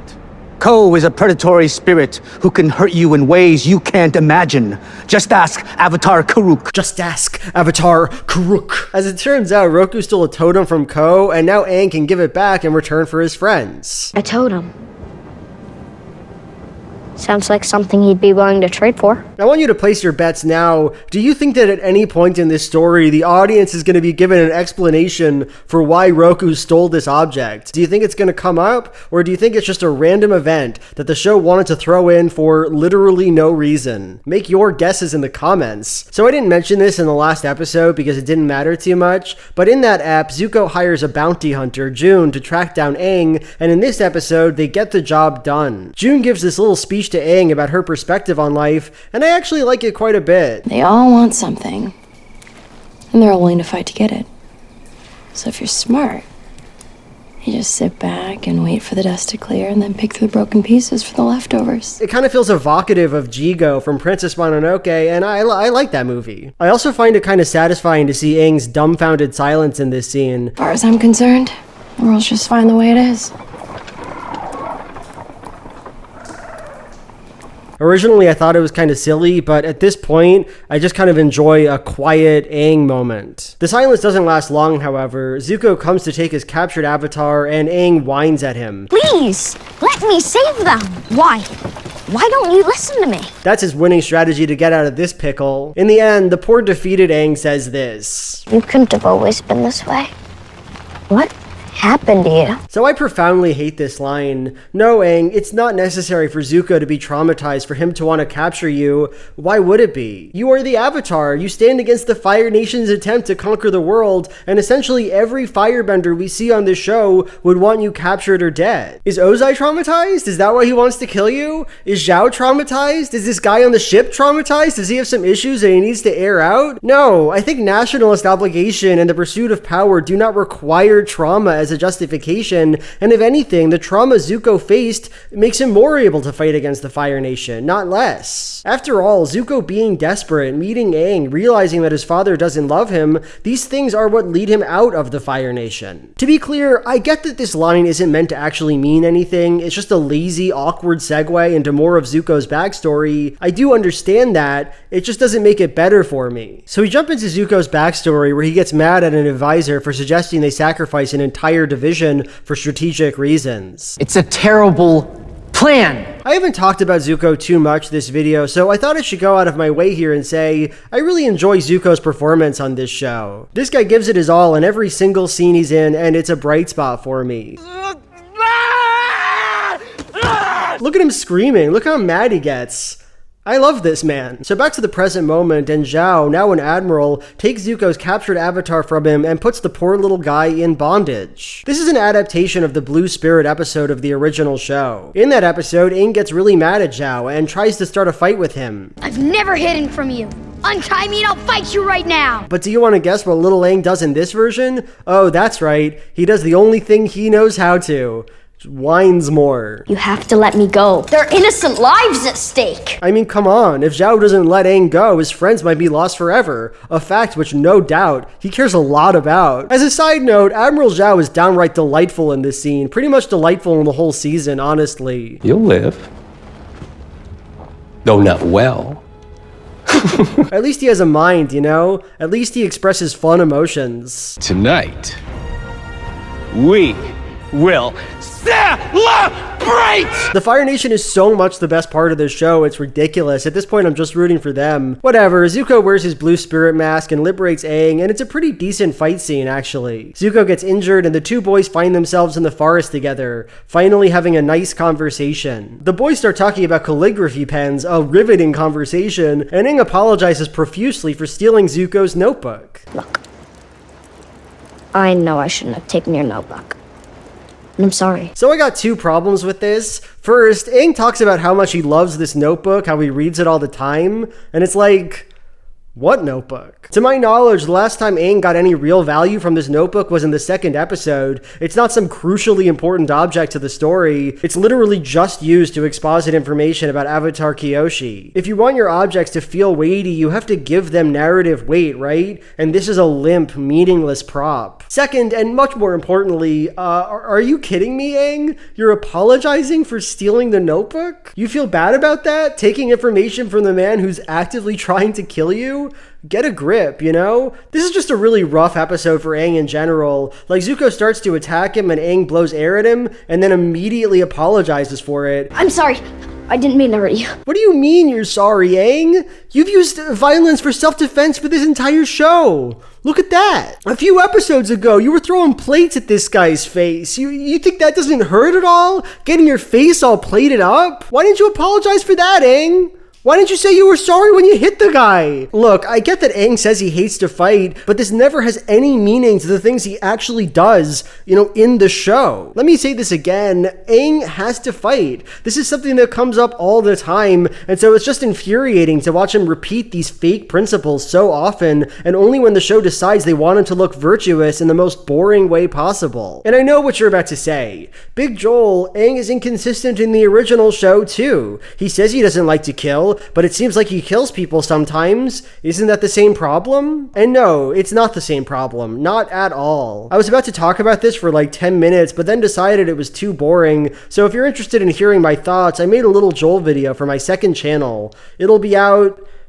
Who cares? Back to the flashback, and Ozai is fighting Zuko because of the disrespect he showed the general in his war chamber. This version seems to want to paint Ozai with a much more empathetic brush. It doesn't make him a good guy, but it does make him human. Now, Ozai looks sad and burdened as he burns his son. He seems to believe in his own insane way that this is necessary. And later on, he talks about how Zuko needs to be banished if he's ever going to become the man he's supposed to be. Well, since you seem unable to learn within the walls of this palace, perhaps the demands of the world outside will prove to be a better teacher. In the original show, Ozai basically does not care about Zuko. It doesn't seem like he burned his son for any reason besides evil and cruelty. His face doesn't appear in that episode, and we're meant to only think about Zuko and his tragic past. Now, I actually like that, kind of. I don't need to be directed to give a shit about this horrible abuser, don't need him to be humanized particularly. But even so, I can begrudgingly respect these changes and will reserve my judgment for when the 2 following seasons come out. Still, there's one thing that bothers me about this characterization, and it's this Iroh line in the very first episode, the one I already mentioned.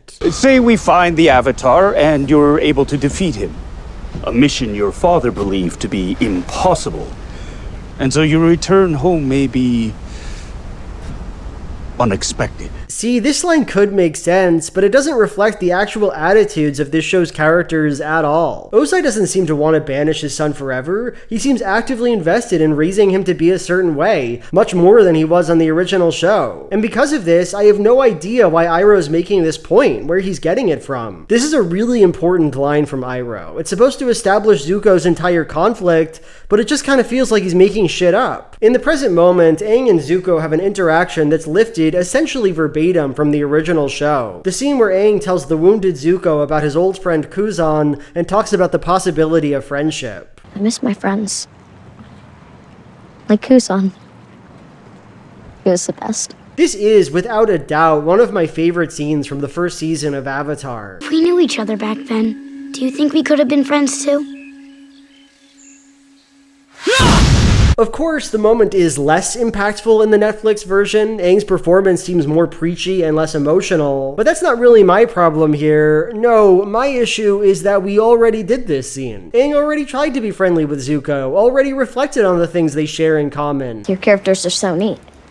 I mean, I could never get mine like that. Zuko already rejected Aang, made it clear they can't be friends. There is absolutely nothing that this scene does that the way we're seen 5 minutes ago didn't do. So in the end, what could have been, what should have been a really great moment just feels self-indulgent. It's just like having Gran say the intro in the first episode for no reason. The fans like that scene, right? So let's throw it on the pile. As it turns out, in this version, the division of soldiers that Zuko wanted to preserve are now the crew on his ship. He saved their lives with his actions. So that's cool, I think that's kind of a nice touch, but Iroh says this line about it. We are the 41st.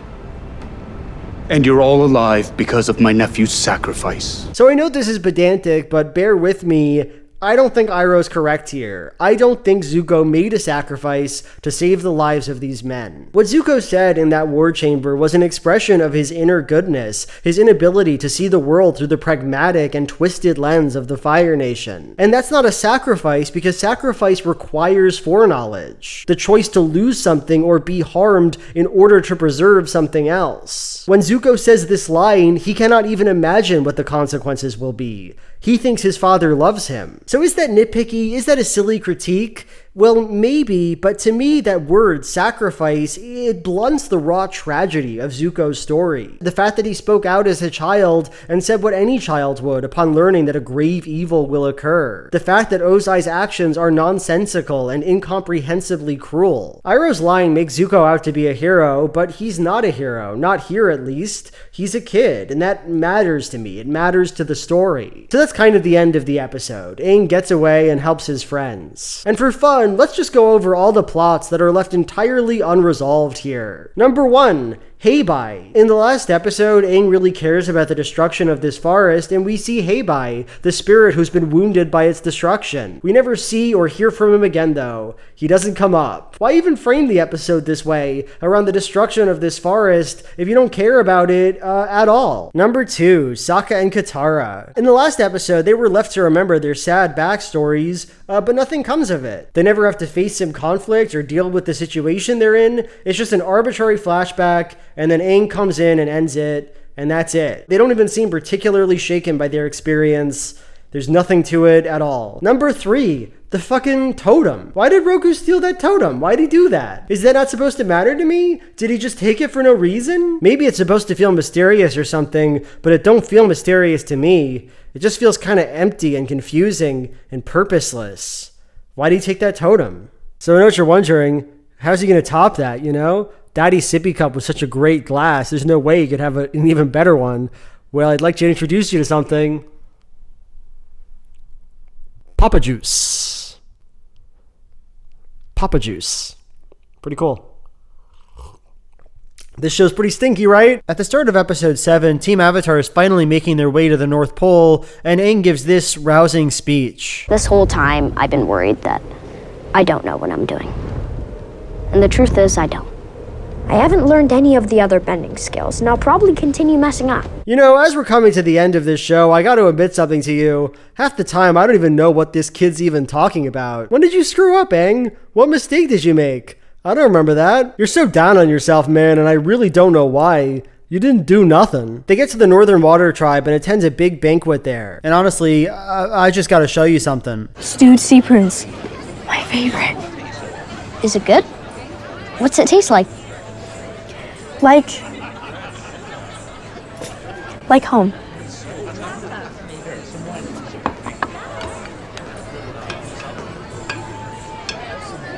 Do these people even know each other? Why are they this uncomfortable in each other's presence? Are they friends? Why do they seem like they're in pain right now? Like home.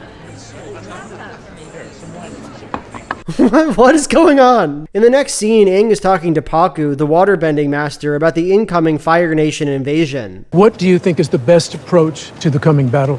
Might I suggest you lead the offensive front? You could spearhead an attack. Actually, airbending is primarily a defensive discipline.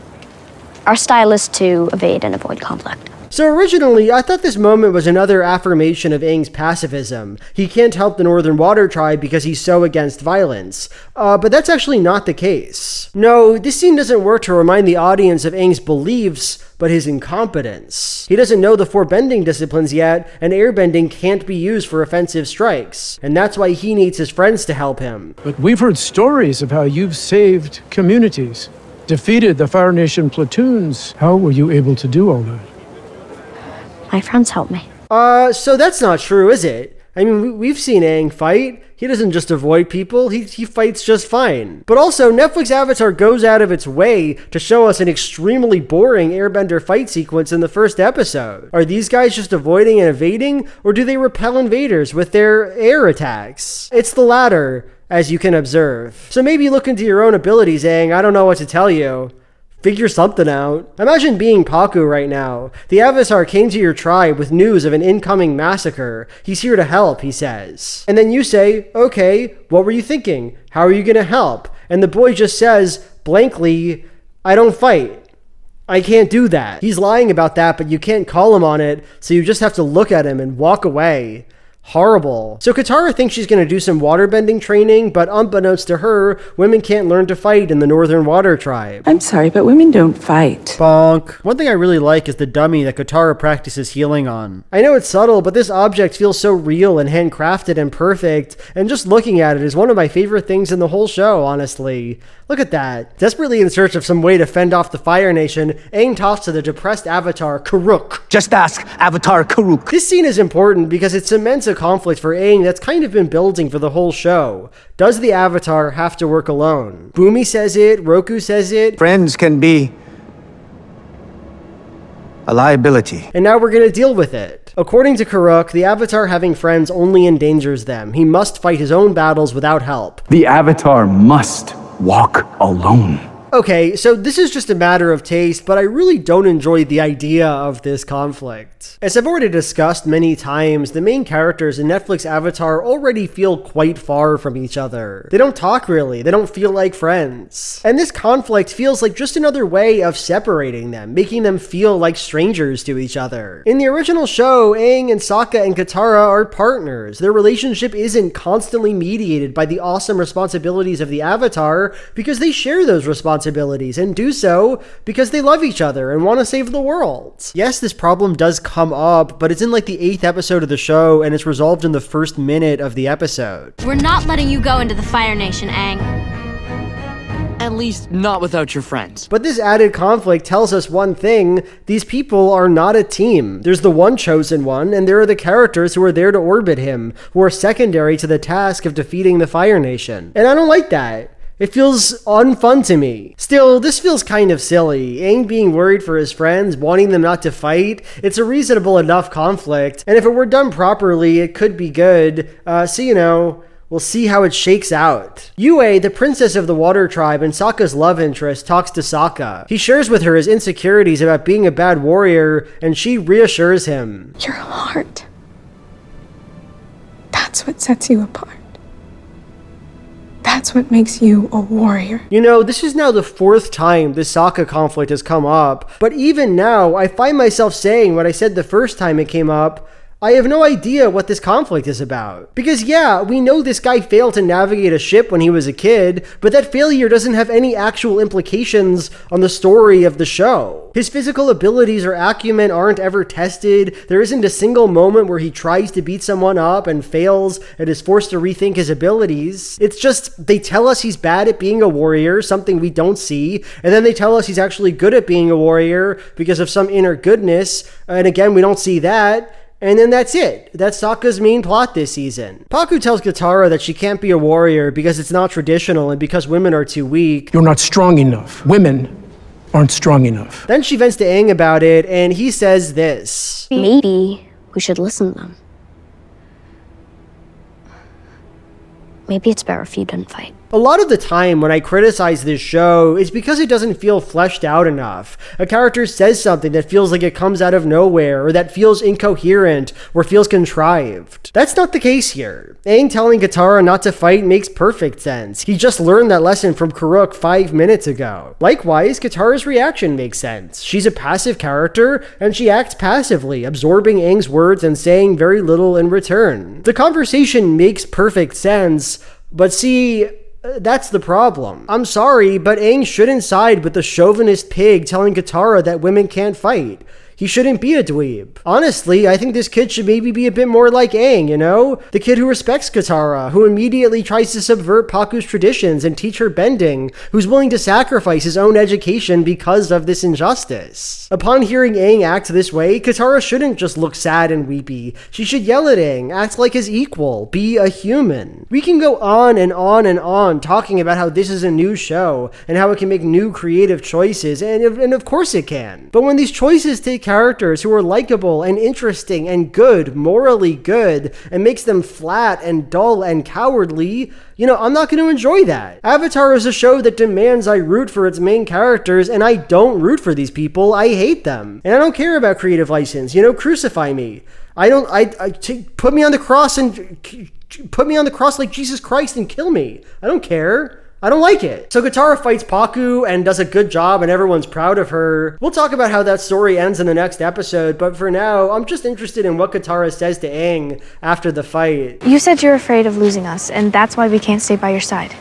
But it's my decision to fight, not Paku's and not yours. As I already mentioned, this conflict, Aang wondering if the Avatar has to work alone, it's been a theme throughout the entire show. And so this resolution just feels shockingly unsatisfying. In the end, this big problem Aang has doesn't actually help us learn anything about him. Aang doesn't try to tackle some problem alone and then realize it can only be solved with friends. He doesn't try to work with friends, only to have some harm come to them that forces him to question their presence in his life. No, it's just like every other conflict in this show. One character says something and then another character says something else, and then that's it. Then we call that the story. Kuruk, Roku, Kyoshi, they all said that I need to do this by myself. This is the past. Now only one person can tell you the future. person who'll write the legend of Aang. And in this process, Aang's beliefs are never given weight or consequences. We never get to see what this person is made of. So it's like, what's the point of talking about him then? Anyway, this is the shortest episode of Avatar, and I guess I have the least to say about it. Let's get into episode 8, When the Nasty Boys Come.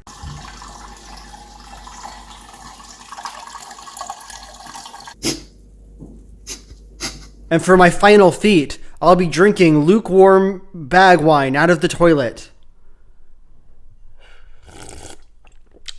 This video's been fun, right? It's been a good video. Subscribe, maybe. Subscribe. So we start episode 8, and would you look at that? Is that Aang fighting some people? Using a stick and bashing a guy's face with it? I thought he could only avoid and evade with his powers. I guess they resolved that problem off screen. Nice. Zuko and Iroh have a conversation, and Zuko says this. Lu Ten would have been proud to have you as his father. I don't know if my mind is just completely rotted, if that's why tiny things about this show bother me so much, but when I watch this scene, what's supposed to be this big emotional moment, all I think is, Zuko, Lu Ten did have Iroh for a father.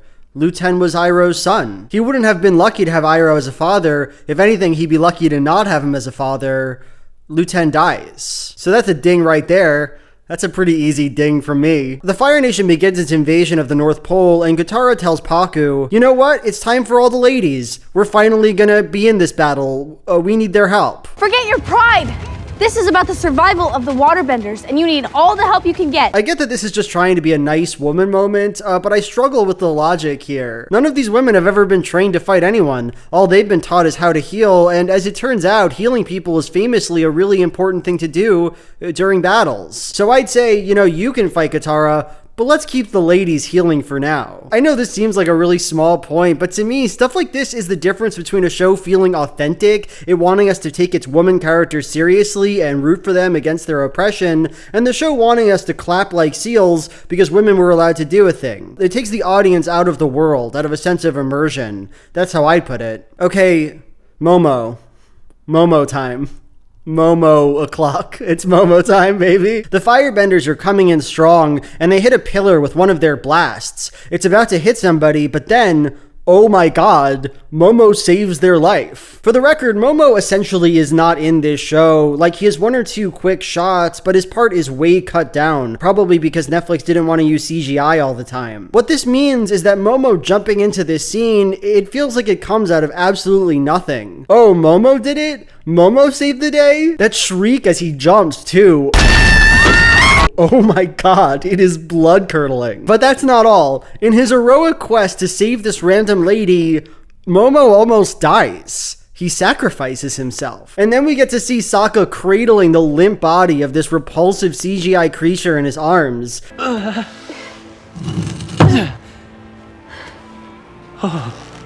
Is he alive? No, Momo. Please don't die. Please don't leave me in this world without you. It's not the end for Momo, though, thank the Lord, because Yue dunks him in some spirit water and resuscitates him. I'm pretty sure that's the whole reason this scene exists, to tell us there's healing moon water, and I gotta admit something. The show going out of its way like this, spending like a full minute worrying about Momo, just to establish a pretty unimportant detail about magic water, I like that. That's camp, actually, and I wish the whole show had this energy. Momo! We all love you. Don't scare us like that again, little guy. We all love you so much. Please, Momo. Please, Momo. Momo, please. God, fuck. Zuko tries to capture Aang, but Katara gets in the way and fights him. Zuko says this. You little peasant! You found a master, haven't you? A line from the original show, but now this is how Katara responds. Yes. You're looking at her. And oh, how I hate that line. I hate it for two reasons. First, this is just the show refusing to give its plot any weight at all. Like, Paku is a misogynist, right? He refuses to train Katara because she's a girl, and you'd think that would be kind of meaningful. Denying women an education usually has the effect of making women not have that education, and that sucks because Katara needs a master. That's a big part of why she's here. But Paku never actually trains Katara in this version of the show. It doesn't happen, and here it's revealed, oh, That doesn't matter at all. He can be a misogynist and it will have literally no impact on her waterbending abilities whatsoever. She's a master. She became a master at some point. Second, the line's just a bit cheesy, isn't it? It's wild to watch this show and juxtapose the lines they stole from the original with the lines they wrote. You little peasant. You found a master, haven't you? Is a banger line from a cool adventure show. Yes. You're looking at her. Is cringe. That's the one time I'm using that word in this video, so I hope you enjoyed that. So Zhao captures and kills the moon spirit. Oh, how I love him. I can wipe out an entire race of benders. Can you imagine what that's like? I am a legend now! And Aang looks at the corpse of the dead spirit and has this weird moment where he flashes back the guidance all the other avatars gave him. Being the Avatar means putting your duties above all else, even your life.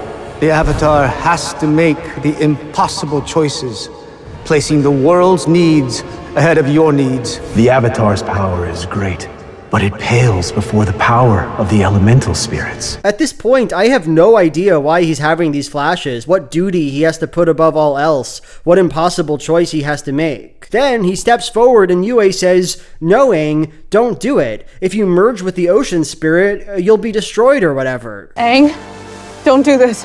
You'll be lost forever. This is like the climax of the entire episode, and so it's probably a shame that I just don't know what's going on here. Before Yue said that line, there was absolutely no indication that it would be bad if Aang fused with the ocean spirit. Nobody mentioned the effects of spirit bonding. Kuruk didn't say, "Oh yeah, that would be a big mistake, Aang, you shouldn't do that." Instead, they set the stakes at the last possible moment after the big flashbacks. Oh, and by the way, it would be bad if Aang fused with the ocean spirit. He shouldn't do that, and he knew about that all along. It's a moment that looks important and deep, the protagonist's sacrifice, but because the show didn't put the work in, it just doesn't feel like anything.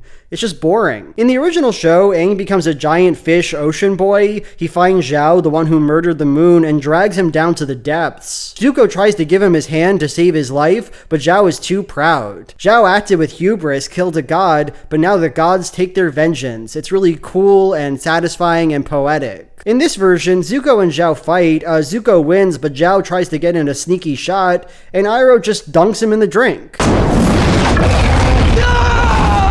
Plop. Dead. That's crazy, right? That they thought this was a good change? That's the end of Zhao.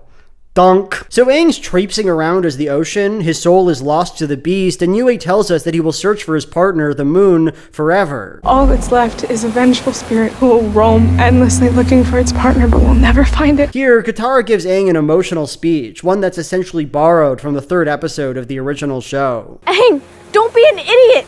You're not just the Avatar, you're my family! This is your world. It's pretty wild that it feels so much more emotional in the cartoon than it does here. Like, they waited 8 45-minute episodes for Katara to tell Aang that he's her family, and even then, I'm like, no, he isn't. Also, this scene is just muddy. Like, yes, Katara gives the speech, and it seems like that does reach Aang, but at the same time as Katara's doing that, Yue sacrifices her life and becomes the moon, and the Aang ocean spirit looks at the moon in the sky, and that seems to affect him. So, like, what happened? Did Katara need to give that speech, or was it just the moon coming back? Was Katara's little emotional moment entirely irrelevant? You'd think they'd want this moment to feel simple and sweet, but they just weigh it down for some reason, make it confusing. Whatever, Team Avatar wins, they beat the Fire Nation, and now it's the next day, and Sokka talks to Yue's father about her death. I stood on the sidelines while others fought and died, being the warrior I could never be. Sokka, in a moment when she must have been scared, you made sure she wasn't alone.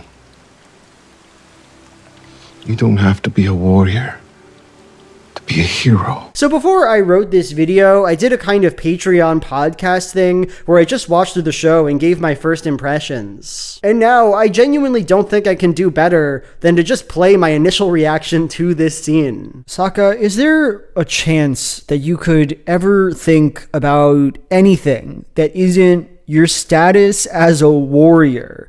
This is the 5th time now, in 8 episodes, that you've brought up what a stinky little warrior you are. We've heard every possible reaction to what kind of a warrior you are, Sokka. You shouldn't be a warrior. You should be an engineer. You are a warrior, and a great one. It doesn't matter what your father said. You have heart.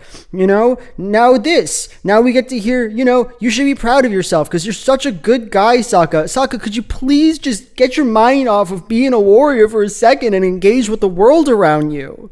There's so much happening. Your girlfriend or whatever is dead. You're talking to her father. All you have to say is, oh, I'm a shitty warrior. Could you think about something else? Could you just have another fucking thought? Because it's getting old, Sokka. It's getting old. Is this what the second season's gonna be? Just, oh, I'm a good warrior. I'm feeling like a good warrior today. Oh, that's making me feel like a pretty bad warrior. Oh, I'm a bad warrior. No, stop, Sokka, please. Sokka, it's enough with the warrior thing. Thank you. Our main characters are talking. Aang is feeling upset, and they have this interaction. And the firebenders aren't giving up. We have to prepare for whatever they throw at us next. And so stop worrying about the past and start thinking about what you still have to do. I think I understand something Gyatso was trying to tell me. He told me, let go of the past, or I'll never have a future. So Katara says, stop worrying about the past, think about the present. And then Aang says, you know what, Katara? I think I understand what Monk Gyatso said. I have to stop worrying about the past and start thinking about the present. This is the last we see of the main characters this season. It's perfect. So we cut to Ozai at the very end so we can hear his evil little schemes. As it turns out, Ozai didn't even want to capture the North Pole. Conquering the North was always an unlikely proposition. If that was the case, then why attack the North at all?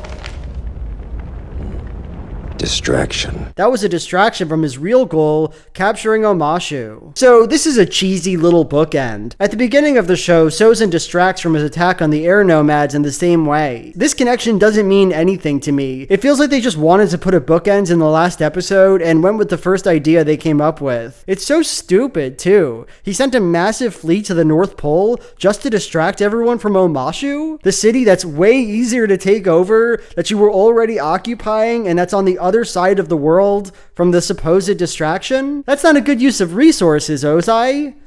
That doesn't make any sense. Ozai says, for the first time in a century, Omashu is ours. And that's not true, Ozai. The Fire Nation didn't control Omashu 100 years ago. Sozin was just starting to attack the air nomads at that point. That's one of the last lines in the episode. The creators forgetting just a basic thing about their show.